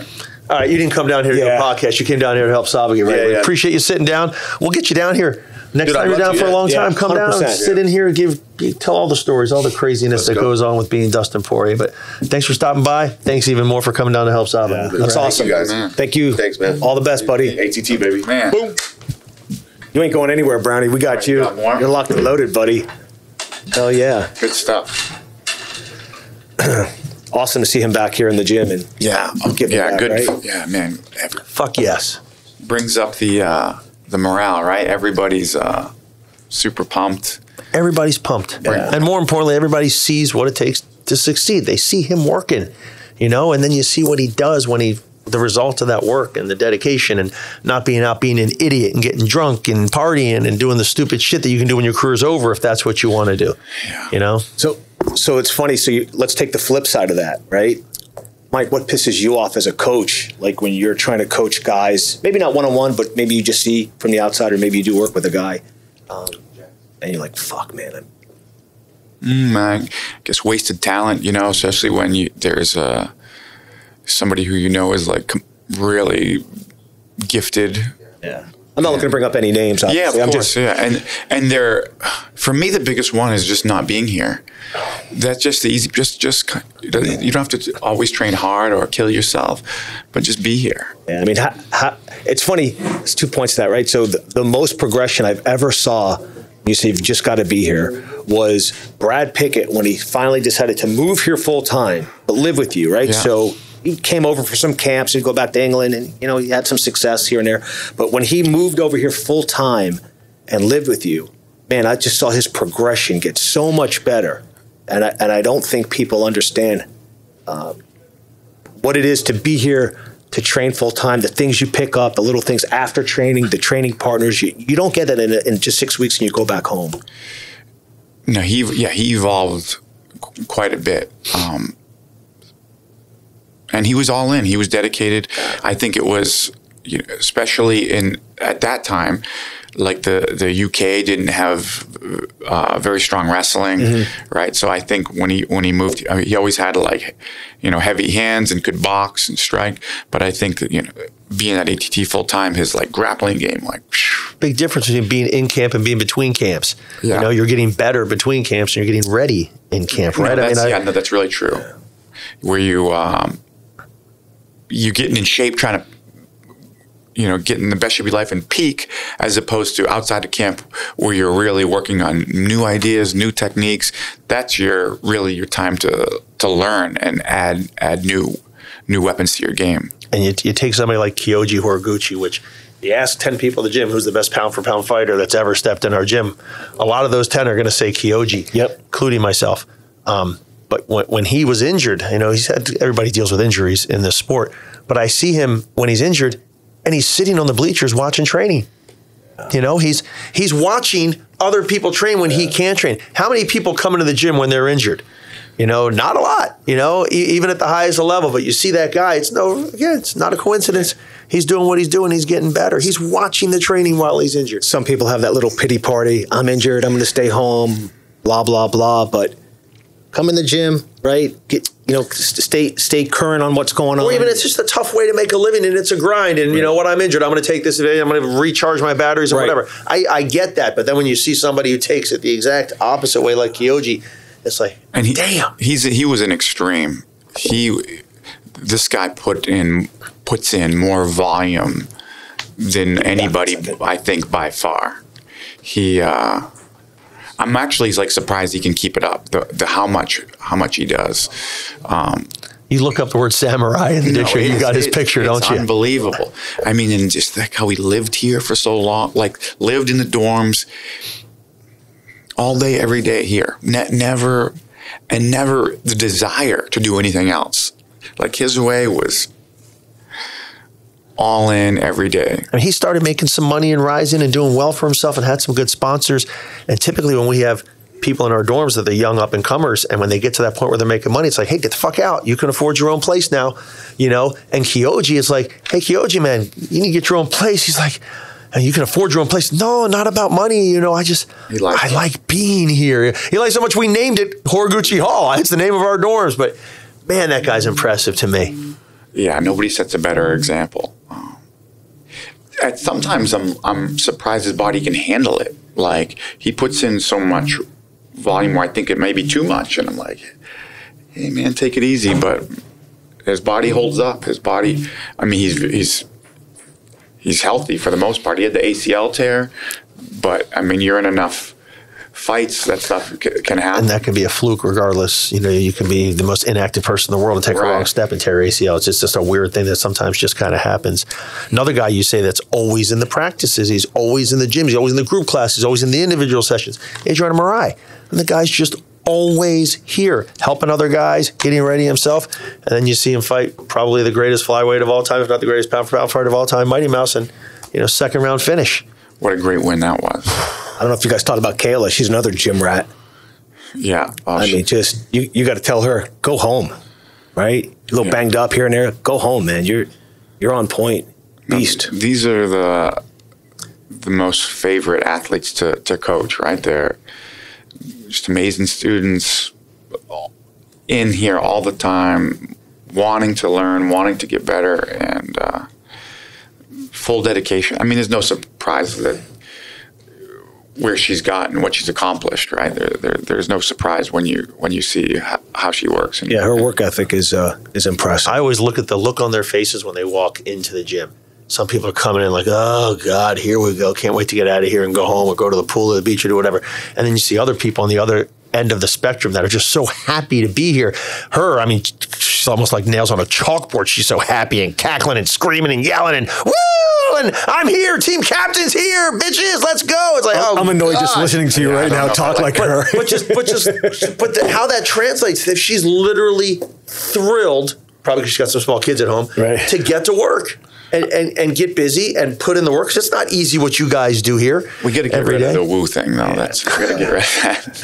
Shout out to Ric Flair, the nature, the nature boy. But how cool is it on our end, though, to see people like that come in our gym and then like ducks to water, just be like, fucking bring it on. I want to train. I want to work with you. I want to fight the best in the world. I want to train. And awesome, right? So Caleb coming here brings new life, new energy. Love to see that among the fighters, and I love to see it among the coaches. Yeah. You know, you look across the table at Brownie. What do you see on a busy day at this gym? Because we've got a large gym. Our first floor is 32,000 square feet. We have probably 5 different areas where people will work out, between the wrestling room, the square cage, the wrestling mat, the main mat. And you see Brownie literally running, because you work with such a long list of people. You see him running from mat area to mat area to get over during this particular part of the training to show somebody something, then running back to the other. It's just, man, it's just the energy and the vibe. Yeah, not just down. Brownie, but you see King Mo doing it. You see all these coaches running from mat to mat sometimes, because they'll have one guy here with their certain set of training partners, and at the other end they've got their other guy they're working with a fight coming up, and you'll see them sprint to the other side, and I'm yelling out, put your fucking shoes on. I mentioned Kyoji sitting there when he was injured, watching the training. Every Monday, which is Mako Mondays, it's wrestling day, I see Parumpa sitting there in the bleachers, who's our head jiu-jitsu coach. Shout out to Parumpa. In the hospital still. He's got a little issue going on, but he'll be fine. He'll be back here soon. But I see him sitting there watching Mako's class, because he's thinking, okay, how can I integrate that with my grappling class and my jiu-jitsu class, and let me see something I might be able to learn from Mako, and plus something I might be able to change a little with my knowledge of jiu-jitsu. And then on the flip side, I see Mako in Parumpa's class on Friday, not because he wants to train, which he loves to train anyway, but he'll pick up different stuff, just like you're always on the mat, train with guys, because you're like, I can actually feel what they're doing, pick up little things, but you need to back off. I see Mako in Steve Bruno's kickboxing classes. Yep. You know, just trying to get a feel. Yeah. You know, it's like it's such an advantage to have the feel, which is why it's such an advantage to have guys who used to fight be coaches. What are your thoughts on that, Brownie? You know, just about every coach we have, you know, came up the ranks fighting with us, so they learned our system. Plus, they were part of the, you know, growing our system, developing our system. But most of them have fought at one time or another. And then you got other people who say, "Oh, you can't be a coach if you didn't fight." Well, what are your thoughts on coaches being fighters, ex-fighters? Yeah, I mean, you don't need to be a fighter to be a good coach, MMA coach. But I mean, it certainly helps, right? It's and there's different types of coaches, right? Some are more technical, some are more motivational. But especially if you're a technical guy, that you're demonstrating technique, it's important to really know the intricacies of the technique, to know why it's failing or why it will work. I mean, so, you know how it is with any technique, jiu-jitsu, MMA fighting. The smallest little thing, the weight in the wrong area, you know, too much weight on the left foot as opposed to the right, the technique won't work at all. So that experience is, I mean, super valuable, I think, especially if you're talking about technique. But, I mean, sometimes it's just keeping a guy calm and being motivating some roles of some coaches, right? And good coaches can come from all backgrounds, Yeah. in my opinion. I've seen guys say, well, I was a fighter. Yeah, you were 0-4, against people we never heard of, and you just did that because you wanted a green name on the UG, on the underground back in the day. Then you got guys that were great fighters and may not be good coaches. I always thought the greatest background for a successful coach is to have been a fighter who had a longer career and a successful career, not because they were just the best athlete or blowing people away with their ability, but just because they put in the time and the effort, and they had the discipline, and they did their work. I mean, you were WEC champion, which at the time there was no 145 division in the UFC. You were the number one fighter in the world at 145. And I don't think you got there just because you were a stud athlete and better than everybody physically. I mean, you put a lot of pieces into that equation to get where you are, and I think that helps create a really good coach because it makes you understand a lot of different parts of the game. No, that's a good point. 'Cause, I mean, sometimes you could have somebody who was just such an unbelievable athlete, and they don't even really maybe know why the technique is working for them, and maybe it's working for them only because they're so damn fast, or their endurance is so good, or whatever it might be, or so powerful that it's working. And 99.9% of the population won't be able to recreate what they're doing, but they think that you can. Oh, just do it like this. But it's like, well, that only works for you because you're John Jones. Yeah, you're John Jones. I don't know if he would be a good coach at all. Yeah. I might have an opinion on that, but who knows? Could be, but he could just be John Jones because he's John Jones, Yeah, right. Gifted with so many physical attributes. Yeah. And then you get some guys who just got huge egos that we know, man, this guy's not going to be a good coach because your ego needs to fit in with the fighter. It's not about you as a coach, right? I mean, you're in the background, right? You don't hear much about Conan sometimes, and he does a great job, or Cattell, right? It's not about any one of our coaches, really. It never has been. And credit to you for kind of being from the top down, of how the gym should be run in a certain way. It's really put it all on the fighter. The focus is all on the fighter. And the team. Which is why we're called ATT and not Conan Silveira team or Mike Brown MMA. It's all about the team and it's all about the pieces. And I think ego is the worst.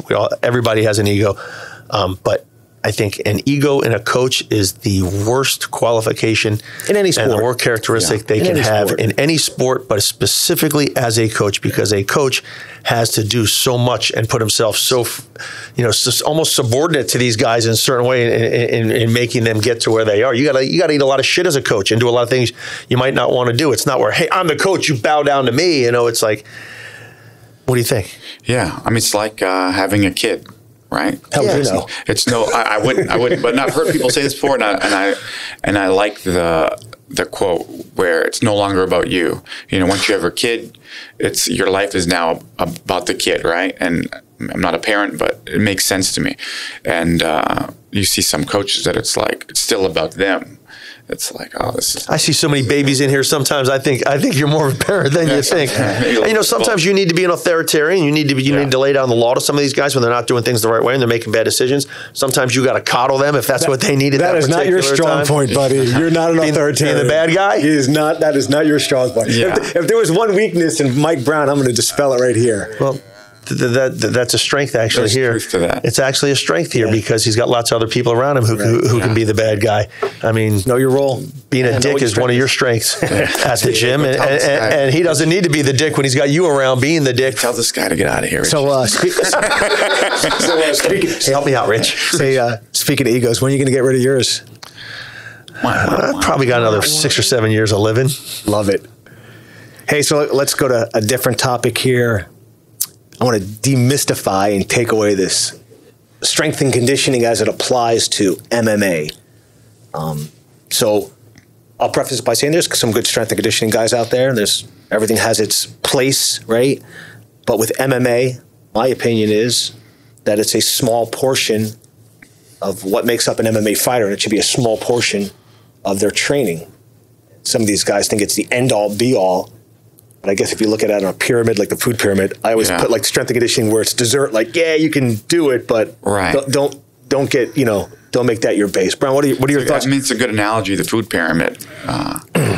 I think that, it's some people just get too hung up on it. That becomes their focus instead of their sport, right? Like if you're trying to become a world champion in any sport, most important by far, 95% of it or whatever the percentage is should be your sport-specific focus.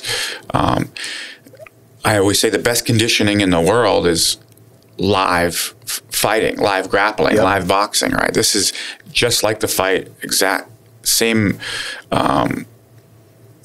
systems that are working and the same exact strength and conditioning output that you'll be doing in the fight, as opposed to trying to mimic it with other stuff.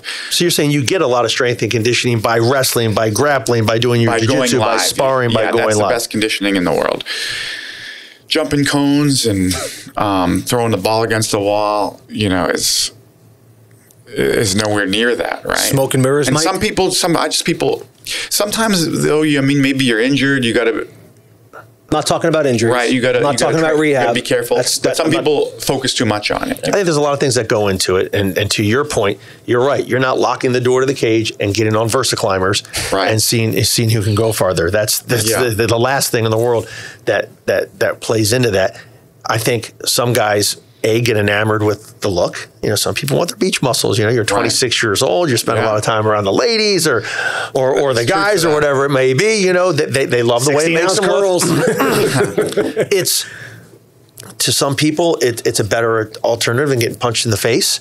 Hey man, I'd rather go work on my body and get my workout in this way and get the same level of being tired, but it's not the same functionality as what you're saying of doing that. Yeah. And to what you're tying this all in and doing it under the guise of the strength and conditioning coaches, I don't know what it is, but I have seen more strength and conditioning coaches over the last 25 years that just, I don't know if it's an ego thing. I don't know if it's because what they do is so hard to judge whether it's working or not. I mean, if you don't know what you're doing, Brownie, when you're showing positions to guys and setting strategies, it's pretty obvious. When the striking coach doesn't know how to strike, it's pretty obvious, right? If the strength and conditioning guy's telling you to hop on one leg, holding your breath for the polymetric air distribution of this and doing math equations while you're doing it, how the fuck do you know if that actually works or not? Quick, what's pi? And I got somebody in mind, but I've seen a lot of people in that side of the business that get a little too over aggressive, and then they want to put their weight in other parts of their game and control other parts of the game. Whereas, like you said, if you're injured, you might need a little bit more of that. Or if you get a guy that, is going to have something in his fight that you just, whatever, you're the head coach. You can tell a strength and conditioning guy if you want more strength and conditioning for whatever reason. But in my opinion, some of the strength and conditioning guys just go over the line. I fired more strength and conditioning coaches here than we fired any other type of coach, which is crazy because there's such a small percentage of the coaches in our gym. And you do not fire people. Yeah, that's that's the people don't even realize that is the so hard to get fired from here. I mean, I'll tell you, dude, we need to make a change here, and you're like, relax, and you give so much rope to people. That eventually they do it to themselves, but it is kind of crazy. Rehab is one thing. Injury prevention. Injury prevention. A guy saying, "Hey, man, I'm really weak for this weight class. I need to get strong." Man, absolutely. There is a place for it. Yeah. Some people are skipping the most important trainings to do that, and then that's what kills me is because you'll see them pull those athletes out and get in their head somehow that strength and conditioning is more important than wrestling or Brazilian jiu-jitsu. Whereas on the wrestling mat, jiu-jitsu mat, you can go 100%. Yeah. You're not going to get hurt in sparring. You're not getting concussion. Yeah. Yeah. You can wrestle hard. Your wind is going to get up. You're going to get taken down. You're going to scramble back up. Nothing replicates that. If you get exhausted in wrestling practice, if you're you can barely lift your feet to walk after wrestling practice, dude, that's the best conditioning in the world. You don't need another conditioning session that night. Right. And you take it a step further. The guy that got pulled out of the wrestling class because the coach told him he needed more strength and conditioning, and then he works him so hard that the next day sparring, I'm too tired for my workout last night, my strength and conditioning work. Now you missed the wrestling class to do the strength and conditioning. Now you're missing the sparring the next day because you're too tired and you're recovering because this guy burned you out so hard with his crazy tactics. It's like, you see that. See it. It looks great on the UFC countdown shows, right? It looks great on these short videos that guys put up, but really behind the scenes, and this is kind of what we do here behind the scenes and what we're giving to people, it's all about those core classes, right? So you want to be great in strength and conditioning, go do CrossFit, right? Go be a CrossFitter. Big business. Yeah, you want to be a champion in MMA, man, you're going to, like you said, Mike, stick to your wrestling, stick to your jiu-jitsu, stick to your sparring, stick to your boxing, kickboxing classes, right? Put out during those classes. You don't just show up to them, but put out to them, right? Yeah. And take care of your body and mix in some strength and conditioning. Yep. To the degree that it's easy for the old fat guy who doesn't work out anymore to say, hey, you do too much strength and conditioning. But man, you see it. You see a lot of the repercussions of doing too much of it. So proof in the pudding. What did you do for strength and conditioning, Mike? Yeah, it was like I would run on my own usually. I mean, I would work the strength coaches we had here, but it was a very small piece. Few and far between. A small piece of what it was doing. A small piece of the puzzle. I remember like seeing this was an old John Smith, Oklahoma State. VHS like instructional video or something, and he went into this topic and he talked about like mat time was the most important thing by far, right. And like there wasn't a day that went by where he didn't get on the mat. You know, it wasn't about being in the weight room or this or that. That stuff's people do it, but most important is being on the mat. Even when he was like sick, tired, or injured, didn't always, but he would always be on the mat. Was he any good? Right. Yeah, one of the best ever. Here's another aspect of it. How come all strength and conditioning coaches are also experts in nutrition and weight cuts? It's like they're telling, I mean, it's they become experts in striking is what they become experts in. No, actually, I see a lot of them become more experts in ground and pound because it's a little easier. Let me tell you how to do ground and pound here. You're doing that wrong, because your core strength is here and that. It's just... And Dan, I don't want to slam, and I'm not here to slam the strength and conditioning industry because there's great guys out there, right? Yeah, there's some really, really great coaches out there. There is and it has a place. And it does have a place. So that's not what we're saying. What we're saying is there's just some loons in the business. Supplements, too, is another one, I think, where some people are like so crazy into the... I think you're pissing most expensive. You're making expensive piss. That's what I think that is. Expensive 95 piss. or 99% of them, are barely work. Or I've heard brownies say fried bad, green food good. Right. This was another one that I got from I used to like, this is before the internet even, I was getting like the VHS instructionals and I got this and I loved it. My favorite part was watching like a Lincoln McElravy instructional video. Iowa wrestler. And then he went on at the end and talked about like nutrition and it was like, hey, it's not rocket science. So true. He's like, probably, potato chips are probably bad. Lean meats and fruits, vegetables are probably okay. You eat too much of them, you're going to still gain weight. Right. You cut your calories back, you're going to... The sport's evolving. Things are getting better. Strength and conditioning is getting better as well. And there's certain things you can learn from them. But everything, do it in moderation is the main point we're trying to get across. Absolutely. But even not to be hypocritical, right? So Dustin uses a nutritionist, but he needs one, and even if it's the diet that keeps him on track because he gets a little... That's fight week or 2 weeks before fight week. I get that. That's 100% money well spent. Right? That's perfect. And he's at that level where like, hey, this makes sense for me. I'm getting a little big even for this weight class now. Yeah. And this guy keeps me on track and he's got me, right along the lines of what I'm supposed to be doing to make that. And it's it's the things that make sense. He knows what he should be eating, but it's just it's having a guy there who's cooking it for him, putting all like the ingredients that are no salt, none of this, healthy food. Fight week, it makes less stress for him. So. You see it in person. You see the way that those guys work. I've been around like the George Lockharts of the world. Yeah. I mean, the guy's a fucking pro on fight week. It's what he does for a living. Yeah, good dude. He's cooking it for you. He's prepping it for you. He's making sure you're eating it at the right time. Yeah. And not a big egotistical nut job trying to control your every aspect of your training, telling you what your striking should be like. About George Lockhart. But the guy's a stud at what he does, and there's definitely a place for that. It's funny. Somebody said, in this industry, too many people use the word stud. And I started laughing. I said, it's true, stud, killer, right? Beast, right? I had to start laughing, just reminding me when you said that. I'm going to get canceled if I call people what I think most of them are. At least some of them. Yeah. But isn't that what people tune in for? They want to hear a little bit of that? A little bit of that venom, Mr. Lampert? They'll get some. Yeah? All right. Why do I always get it from you? He spits it, man. He can spit it. You spit fire, buddy. The best of them. Yeah. In between bites of the sandwich. Stud reminds me of Nate Coy. Yeah. Hey, Stud. What up, Stud? Stud. How are you, Richie? He's great. Awesome. Love Nate Coy. Yeah. Shout out to old school Oregon State wrestling there, right? He was good, dude. Yeah. Shit, I can't remember his nickname. I was just going to... Soul Force. Soul Force. That's it. Soul Force, man. Yeah. He was. It's a good nickname. Loved it. To his own drummer, man. Yeah. He's with the forestry service now, right? Yeah, he transitioned. He was in like the reserves. Yeah. And he was like a paramedic. He came in here a couple of years ago all decked out in his crazy outfit working for the forestry department. He's happy as can be. Yeah. Good for him. Mike, who's the best prospect you see here in the gym now? I get asked that a lot. That's tough to say now, man. We have monster prospects. We have some really, really amazing young talent. It was interesting. Like, it was a cool post where you posted about. Who did? Who posted? About like the undefeated young guys that we had. I think we had like 100-0 combined.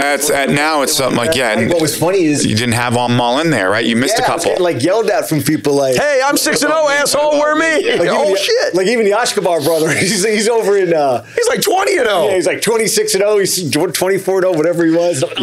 Shit, man. But not living here, you know. But.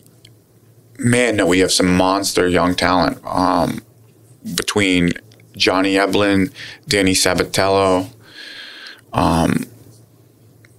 Cody Law, most far. I think MMA Junkie just listed him mid-year best prospect in the UFC right now. Yeah, if you can still consider that a prospect. Right? Yeah. When are they no longer a prospect and now like here? Well, I don't think Johnny's a prospect anymore. I think Cody probably graduated from a prospect. Yeah. At what point?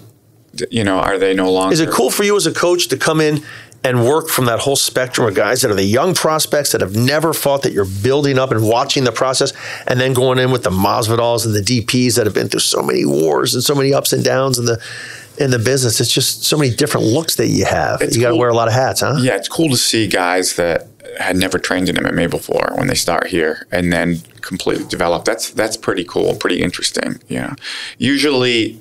Because we're such a high-level program, usually they've come from something like combat sports, wrestling or something. So they do have a base, but it's cool to see like a Sabatello who never trained anywhere before this, or Johnny Eblin. Kayla. The completely 100%. And do you have basically a recipe in your mind of this is how I want to develop my amateur guys through the ranks, or do you say, man, Danny Sabatello's strengths are a lot different than like a Kayla Harrison's from where she came from, and do you develop a system specifically for that guy, or is it basically? I think we just try to build around their genetics. You know, what take what their strengths are and try to formulate a game around it, whatever works for them, and focus on that. But obviously, a lot of it I know best what worked for me, and like you said, it probably helped me that I wasn't the greatest athlete. You know, that probably helps me a little bit. I think it helps you a lot because if it worked for me, then it'll probably work for anybody. You know, it's not like I'm crazy fast or crazy endurance or anything like that. It was, this stuff works even if you're not fast. If you get tired easy. It'll still work. How many things do you pick up at this gym just from the diverse people and backgrounds that we have coming from different places? That's that's my favorite part. You know, I'm so much better now than I was when I say it all the time. Like, I wish I had about a specific technique. I'll be like, I wish I had this so bad when I was fighting. If I had this technique when I was fighting, my life would have been so much easier. You know, my game is like so much better. You know, obviously I'm older, my chin's not as good, or I'd get tired quick or whatever. But the technique-wise, I'm 1,000 times better now than I was when I finished fighting.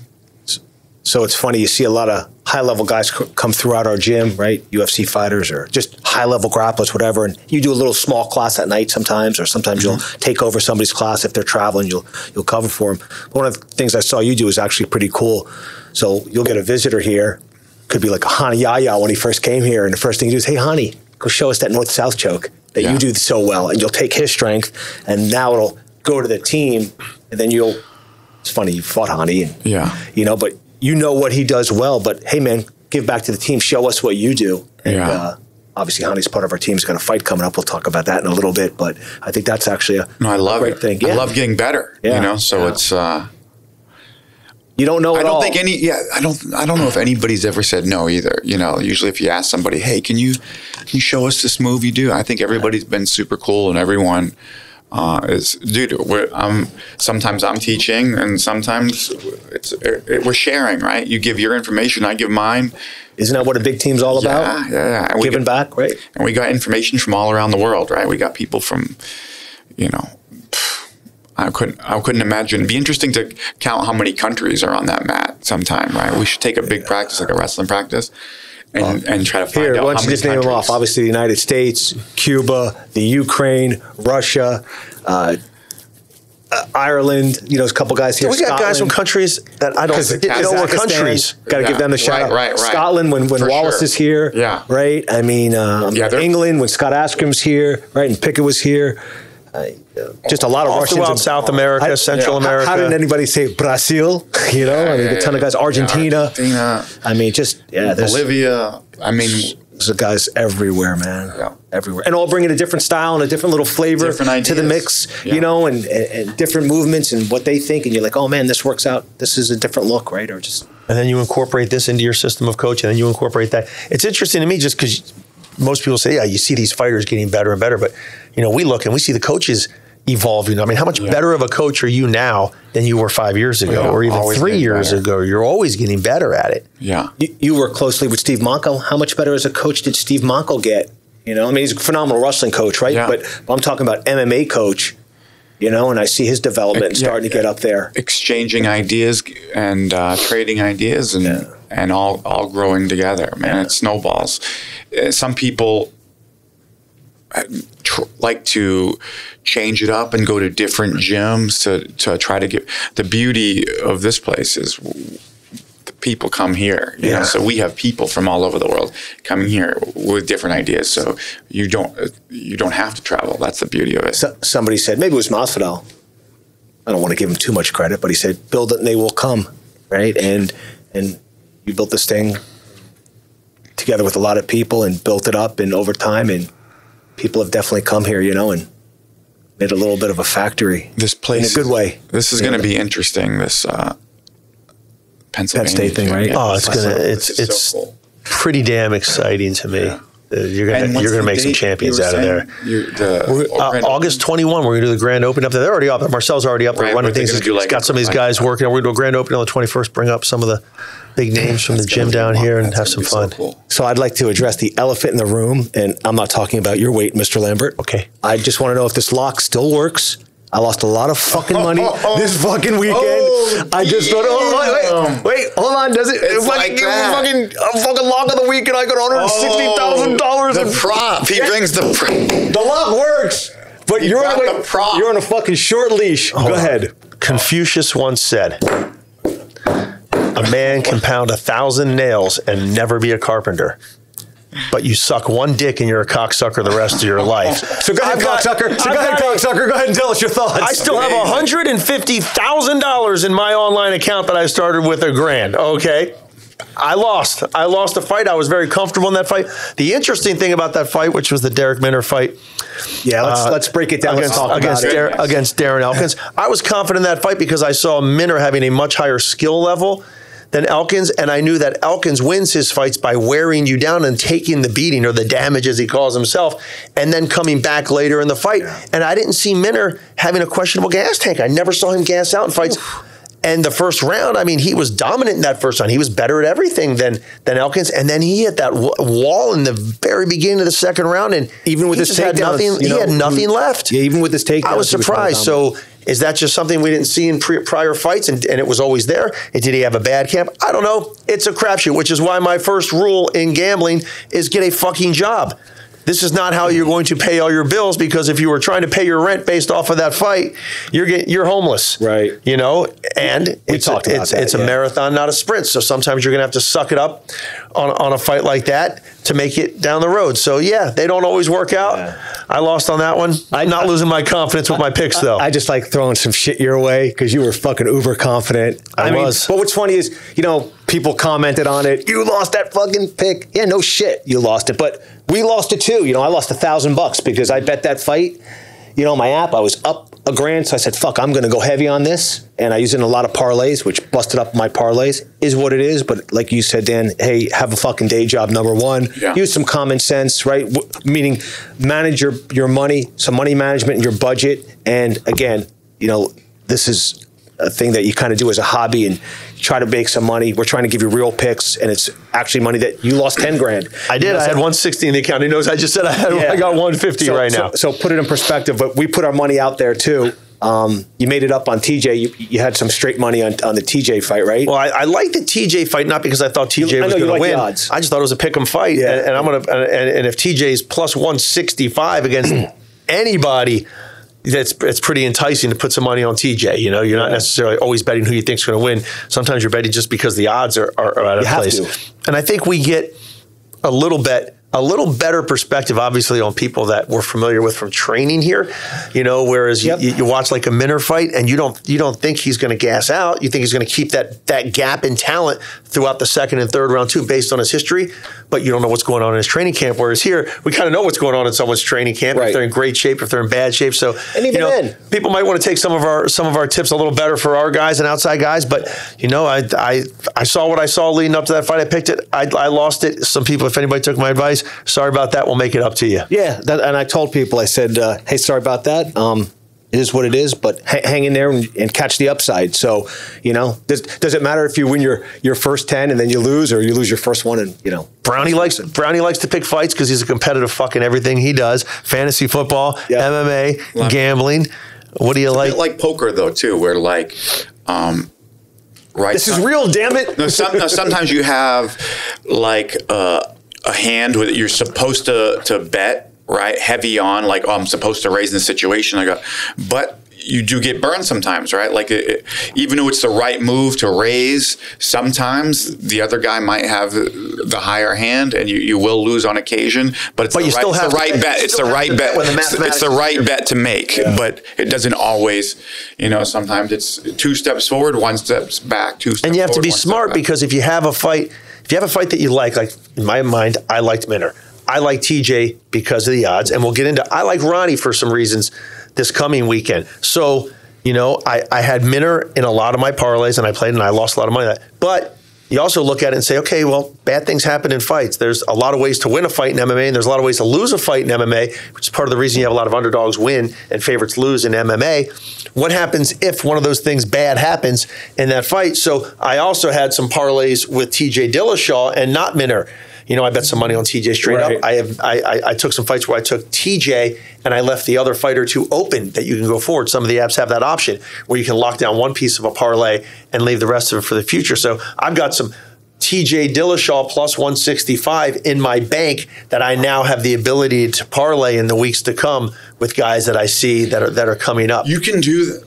You can keep it open? Like yes. On which site? I didn't know you could do that. No, the site that you and I use that we talk about all the time. If you go, if you click on a fight, when it goes to the betting thing to put in the amount of money you're going to bet, there's a little feature up top that says straight or parlay. If you click parlay, it'll let you select 1 or 2 open spots on it. So you can put 4 guys in a parlay, and then when you go to put your amount, you can click on top and it says open.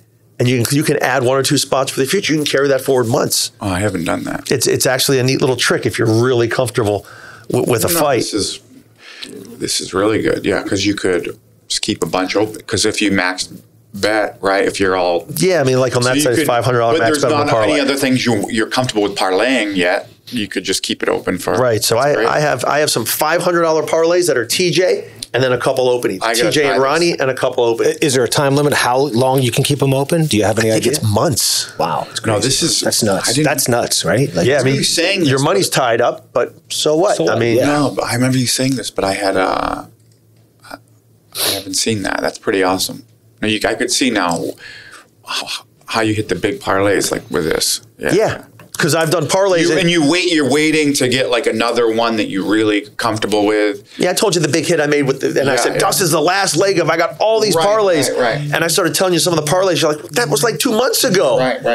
How'd you parlay that? That's how you do it. No, this is good. So do you have a lock this week or no? You look through the UFC fights this week, right? The big one is the main event's Uriah Hall against Strickland, isn't it? Yes, that's the main event. There's some tough fights this weekend to call. There's some really close, some good fights. I mean, in Bellator, Patricky and AJ McKee is this weekend. That's a crazy fight. I'm really pumped for that fight. But do you really feel confident betting one side of that fight over the other? Do you really? Yeah. Who do you like? I mean, I like McKee. He's plus 100, and I think it's a pick'em fight. Yeah, I mean, what was Patricky? I think it was minus 120, and I think Patricky is awesome. I mean, he is awesome, really good. But I'm really impressed by McKee. The more I see him fight.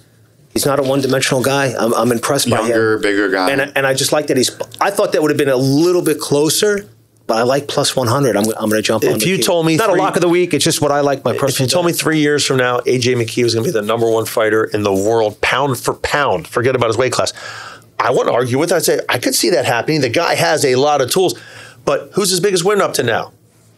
Exactly. Caldwell? You know, Caldwell gets caught in a lot of submissions, man. Yeah. I mean... He's susceptible to conditions as good as he did it off his back. I mean, that was crazy stuff. Yeah, but I haven't seen him go through hell and back in a fight, and I've seen Pitbull go through hell and back in a fight. So I just also don't know. Shows you how dominant he is, right? I'm with you. He's a great fighter and could be an amazing fighter. I just don't know. Pitbull's really good. I got a lot of respect for that guy. I don't feel good betting that fight. Interesting. I want to watch it though. Bellator homegrown, right? He was all of his fights. Everyone. 17. I think he turned pro. In Bellator. All Bellator. Who do you like in that fight, Mike? Not from a betting perspective, just who do you like in the fight? I think that I will go with McKee as well. Okay. So then you younger, bigger. So if you like him in a fight. But I'm not would you bet it? I'm not nothing substantial. Yeah. If you ask me, your life depends on who wins that fight, I'd go with McKee. Yeah. But I don't like it enough to bet it. Yeah, I'm gonna bet it. I'm gonna use it in a parlay. For fun, but not like I'm gonna bet it. Yeah, I'm gonna take it with Hani and maybe a couple other things I'll look into. But and I like what do you like? Pick'em type fights for parlays when I've got an underdog in the parlay as my base, and then I throw some pick'ems in there just to get the magnification. I like Ronnie in his fight, and I'm going to ask you about Ronnie's fight because his opponent's got 26 fights and 2 TKO wins. You know, so the guy is not a huge finisher. He's got way more subs than he has TKOs, and Ronnie's one of the most elite BJJ guys in the sport of MMA, one of the most elite guys I've seen at our gym in that. Man, he's awesome. Kong has a really nice little jab, and he's long, but he really loves getting guys down, working off the guy's back. I just think if it becomes a ground game, it favors Ronnie.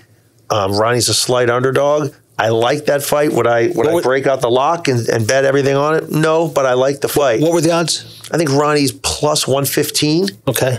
In the fight, so he's a slight underdog. But I like Ronnie in that fight. You've trained with Ronnie. You've been around Ronnie a lot. Tell us about him. No, yeah. Hani's a stud, but I know very little about this. Kong. I know nothing about this other guy. But Hani's still performing at a very high level, still out grapples everybody that he goes with in the gym. And a little long in the tooth. He's getting older. Yeah. And typically your cardio doesn't hold up as well when you're older. His last 10 fights, his win-loss percentage is amazing in the UFC, right? I saw a stat when he fought, and this was a couple of years ago when he fought, so it's obviously subject to change. But at the time, he had the 3rd most takedowns in that division in the history of UFC, WEC, Strikeforce, they combined them all. And nobody thinks he's a wrestler, and he's not a wrestler. He's got those BJJ scramble-type takedowns. Yeah. Funky takedowns. But 3rd most in history is a lot of takedowns. Yeah. He's got a lot of wins, a lot of UFC wins. He's not super active, and he's not always on the main card, so he gets overlooked. But he's got a lot of UFC wins. I wonder how many he has. He probably has if you're combining WEC in it as well. I mean, it 15, 20. He's been around. Probably close to 10, 15 UFC wins probably. So I'm gonna go with Ronnie in that fight. I've got him tied in with some TJ bets from before, and I've got a couple openings because there's some fights coming out that don't have odds yet that I like the matchups. Can you talk about them? Oh yeah, how about PFL coming up? Rory McDonald and Ray Cooper. That Rory's Ray Brada Cooper. Well, Rory's a significant favorite in that fight on some of the pre-lines that I've seen come up on some other sites. And let me tell you something. I know. Ray Cooper pops. Ray Cooper can wrestle. And I don't mind. I'm going to say it straight. I don't want to talk bad about people. I don't think Rory McDonald is anywhere near the Rory McDonald he used to be. Part of the reason I got $150,000 in my account is because I took some flyers on T-Bow over Rory. Did I think T-Bow won that fight when I watched it? No, I thought he lost. I thought it was a strange decision, but I thought there would be a possibility that T-Bow could win that fight as a plus 620 or whatever he was, because I think Rory McDonald has slipped. I don't think he should be a favorite against Ray Cooper. I think Ray Cooper should be a favorite in that fight. Could Rory get the quick takedown like he did in the first round against what's the guy that Rory took down and beat, and then Magomed beat him, Curtis Millender. Could Rory get a takedown and submit Ray? Because Ray has been submitted before. Magomed hit him with the guillotine in the finals of the first season. Yeah, but I like Cooper. That's going to be one of those slots that I add onto that TJ parlay. But there's a couple fights like that coming in that I've just left as openings. And I'm going to take Ronnie and leave a couple openings going forward. But I like Ronnie. Do you have to say how many openings? You can leave up to 2. So openings. So it can't be you just put the fight and then as many as you want to add to it, or you pick 3 fights and leave 1 or 2 open on top of it. You can leave 2 open. Yeah. Interesting. So and you wait for a fight that comes that you feel comfortable with. This is it. You know, I mean, this is really good. So it might not pay off for you today, might not pay off for you for this week. So you could wait just till you got the next big underdog that you're certain about. Yeah, and then you stick him with another underdog who won, and it's like Or branch it out with a couple favorites, like you say, and it just magnifies and you haven't your had odds. they haven't said at any point, okay, it's been open long enough and just paid you off on it. I have not had that happen. Yeah, and I've left them open for a while. I'm going to bring that to their attention. That's pretty cool. And when football season comes, I play that because I typically only bet MMA and 3 college football teams. Yeah, and the 3 college football teams. Football ones. I don't think I lost a football bet last year, but I only bet 3 college football teams. Yeah. Miami, FSU, there's our Kane site right there. Yeah. Miami, FSU, and Florida, because I love college football, but I stalk those 3 teams. There's 140 teams in college football. There's no way the guys setting those lines put as much time into Kane, Florida, and FSU football that I do, because those are really the only 3 that I really, really, really study. And I'm studying those 3 every day because I hate so much more exciting. It does, and I hate FSU, and I hate Florida, and I love Miami. Yeah. So I'm stalking 1 because I love them, and 2 because I hate them. So Stalker. I might throw a couple college football pieces in and then, but it's only going to be those 3 teams. I'm not picking the Bamas and the Clemsons and the South Carolinas and the Georgias. They're going to be big chalks anyway, so that's no fun.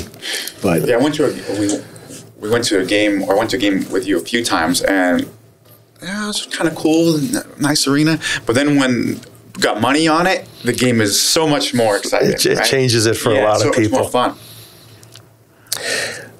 Let's switch topics then, right? So we're done with the betting stuff? Yeah. Okay.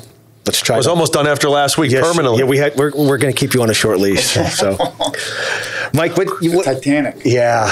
We're going to turn it around, though. This one we're going to turn around. I actually have faith in him. Mike, what's your advice for young fighters coming up? Sometimes I get people, when I do these Instagram, hey, man, I don't got this. What do you think? Oh, man. What's your best advice? Hey, Mike, what's goals, man? Set some goals. Doesn't have to be big, small goals. Achieve them, check them off, and then. Is that what you did? Yeah, I mean, for me, it was never anything. Never got ahead of myself. It was always just small, incremental goals, one in front of the other. Nothing fancy, man. And find it. And same with the gym. You don't got to find the best gym in the world. You just got to go to a place where somebody's better than you. Right. You got one guy better than you there. If you're not the best guy, then that's good, man. Right. You can learn from anybody, and chip and persistence, and be there.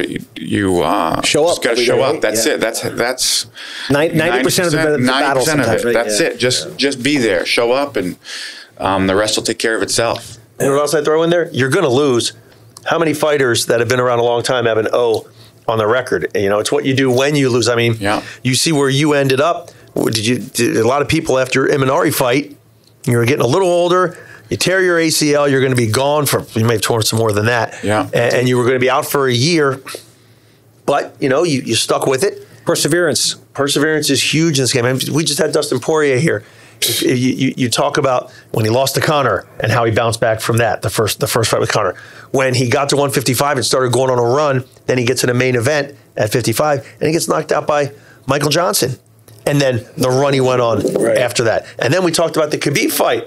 I mean, a lot of people after that Khabib fight would have been, man, I made so many, you know, so many adjustments and so many runs after losses, and that was the be all end all. I mean, that was his chance to be a champion. He'd already been the interim champion. He achieved a lot of his goals, and then he had a loss to Khabib, and that was what, 4 fights ago or something like that. And look where he is right now. Again, it's like, man, it's how you deal with your losses says a lot about you in this sport. Yeah, you think your life's over. You think it's. How am I ever going to battle back from this? I've dug such a hole, but there's only one fighter who's ever retired undefeated, right, as a world champion. Yep. That was Khabib, right? Yeah. So everyone goes through this stuff, everyone. Right. And it might feel like an impossible climb, but many have done it before you. But it's not just, I know you said perseverance, but it's not just perseverance, because if you lost 6 in a row, this might not be for you. You know, it's just perseverance, get better, get with better training partners, right? Consistently evolve, and so it's a lot. It's not just one thing, you know. But that's a big thing. Yeah, finding people that are better than you, right? Like, as long as you're not the best guy in the room, and even if you are the best guy in the room, obviously, maybe you need to step into another arena. I guess if you're a guy like Khabib, he was, you know, probably the best guy in the room, but he probably wasn't the best striker in the room. Right? There's always somebody better at something. Yep. You know, and you can learn from anybody, right? It doesn't matter if they were a world champion or a great fighter. Can be anybody. And not to be the Debbie Downer, but like you said, it's not for everybody. You know, sometimes you got to know when to say when, and use your time and effort to something you might be more successful at, because fighting's not for everybody. There are crazy people out there. I wouldn't want to do it for a living. That's rough. Yeah, there are some crazy people that are terrible at it that just keep going. You're like, oh, this is. I think at that point they're doing it for a paycheck, maybe, and they're just not sure what they're doing. There's lots of reasons people do this. It might help them. Might help them be girls. Right. They might be nuts. They might like punch people. I mean, how many times have you, as the general manager of this gym, had to have that conversation with people? Hey, dude, this isn't for you. Yeah. You know, it's not fun to have, but you know, it's your job. We thin the forest here every once in a while, and fucking people get, you know, or those crazy people that call that looking to sign up. You must get some real wackos, you know, or even worse, the ones that show up. Yeah. There's been here to drop jaws. Yeah. Hey, I know you got a class to teach. Yeah. We sucked about an hour and a half of your time at least, you know. This was fun. This was awesome. I love this place, man. This is awesome. And just so you know, you got big fights all the time. Yeah. But we're going to bring you back after fights, bring you back the following week, talk about the big fights you just had, the guys you just cornered, and you'll probably be a frequent guest. Before you go, we brought the flag back out of retirement. Oh, shit. The flag is back. We're going to have... It's clean. There's no blood on it. Yeah. So it's the replica. This is a replica. This is cool, man. So Masvidal signed the first one. Everybody that we interview, we're going to get to sign it. So if you can get Dustin back for us, Mike. Okay. Right on that. Half the time people ask for his autograph, they think he's Conor. That's great. Oh my God. Or Chuck Norris. I get that, man, every day. So Georgie said you can sign anywhere you want. Flip it over? Is it on this side? Other side? Yep. Oh, there you go. Primo got it. Fucking Primo got it. Oh, shout out to Primo. By the way, audio guy, Primo. Yell at him. Audio and video. That wasn't a shout out. Yeah. That's who to shout at. Yes.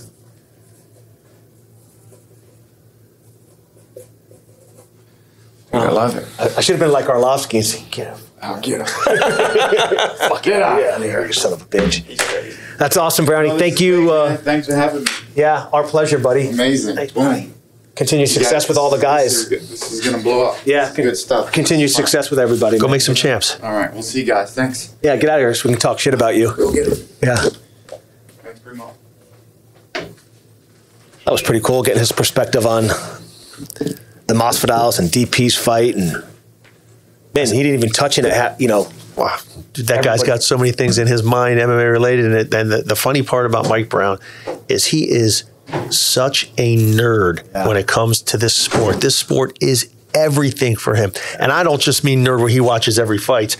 I'm talking, it's a nerd where he's got the action figures at his house on display in his family room on the shelves. This guy lives for MMA. And I actually asked him one time, if you won the lottery, would you show up to work the next day? He said, absolutely.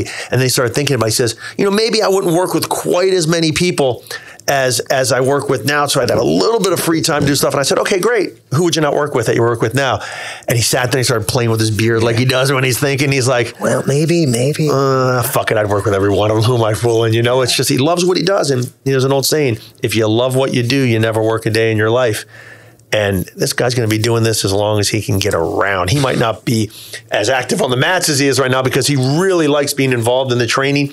He likes to work out, get in shape, but he likes to feel stuff and learn stuff and show stuff and experiment with stuff. And he'll probably have to back down on that a little bit as he starts getting a little older, but he's a lifer. Yeah. I mean, I see guys like him and even Parumpa and Conan and Cattell, King Mo, Steve Mako, Steve Bruno, right? All and I'm forgetting some guys, but guys that have been here a long time. I mean, I just see them being here until, I don't know, forever.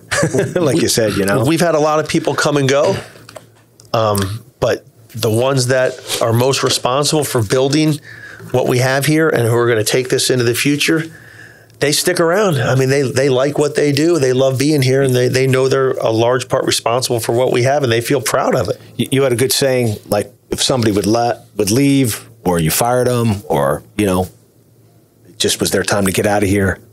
It seemed like addition by subtraction, right? Sometimes that's the case. Yeah, and it always seems like we did a little bit better. Now I'm not trying to rub salt on anything. I'm just trying to say, like, we've always, we learned from our mistakes, right? We've been around a long time, so.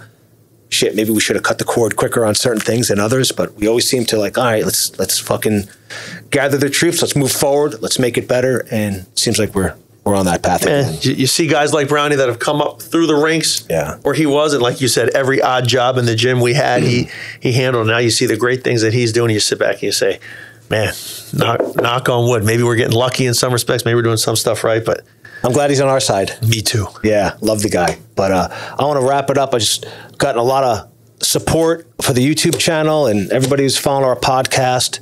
Thank you so much. Thanks for the comments, the constructive criticism. We see it all. We read it all. I try to respond to a lot of the comments that are on YouTube and everything.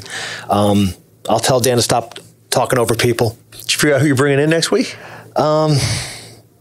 Who are we bringing in next week? I don't know. You got a lot of people to choose from out there, so we'll figure that out. We got some big fights coming up. We'll bring that up. But I just want to thank everybody for supporting the show, continued support.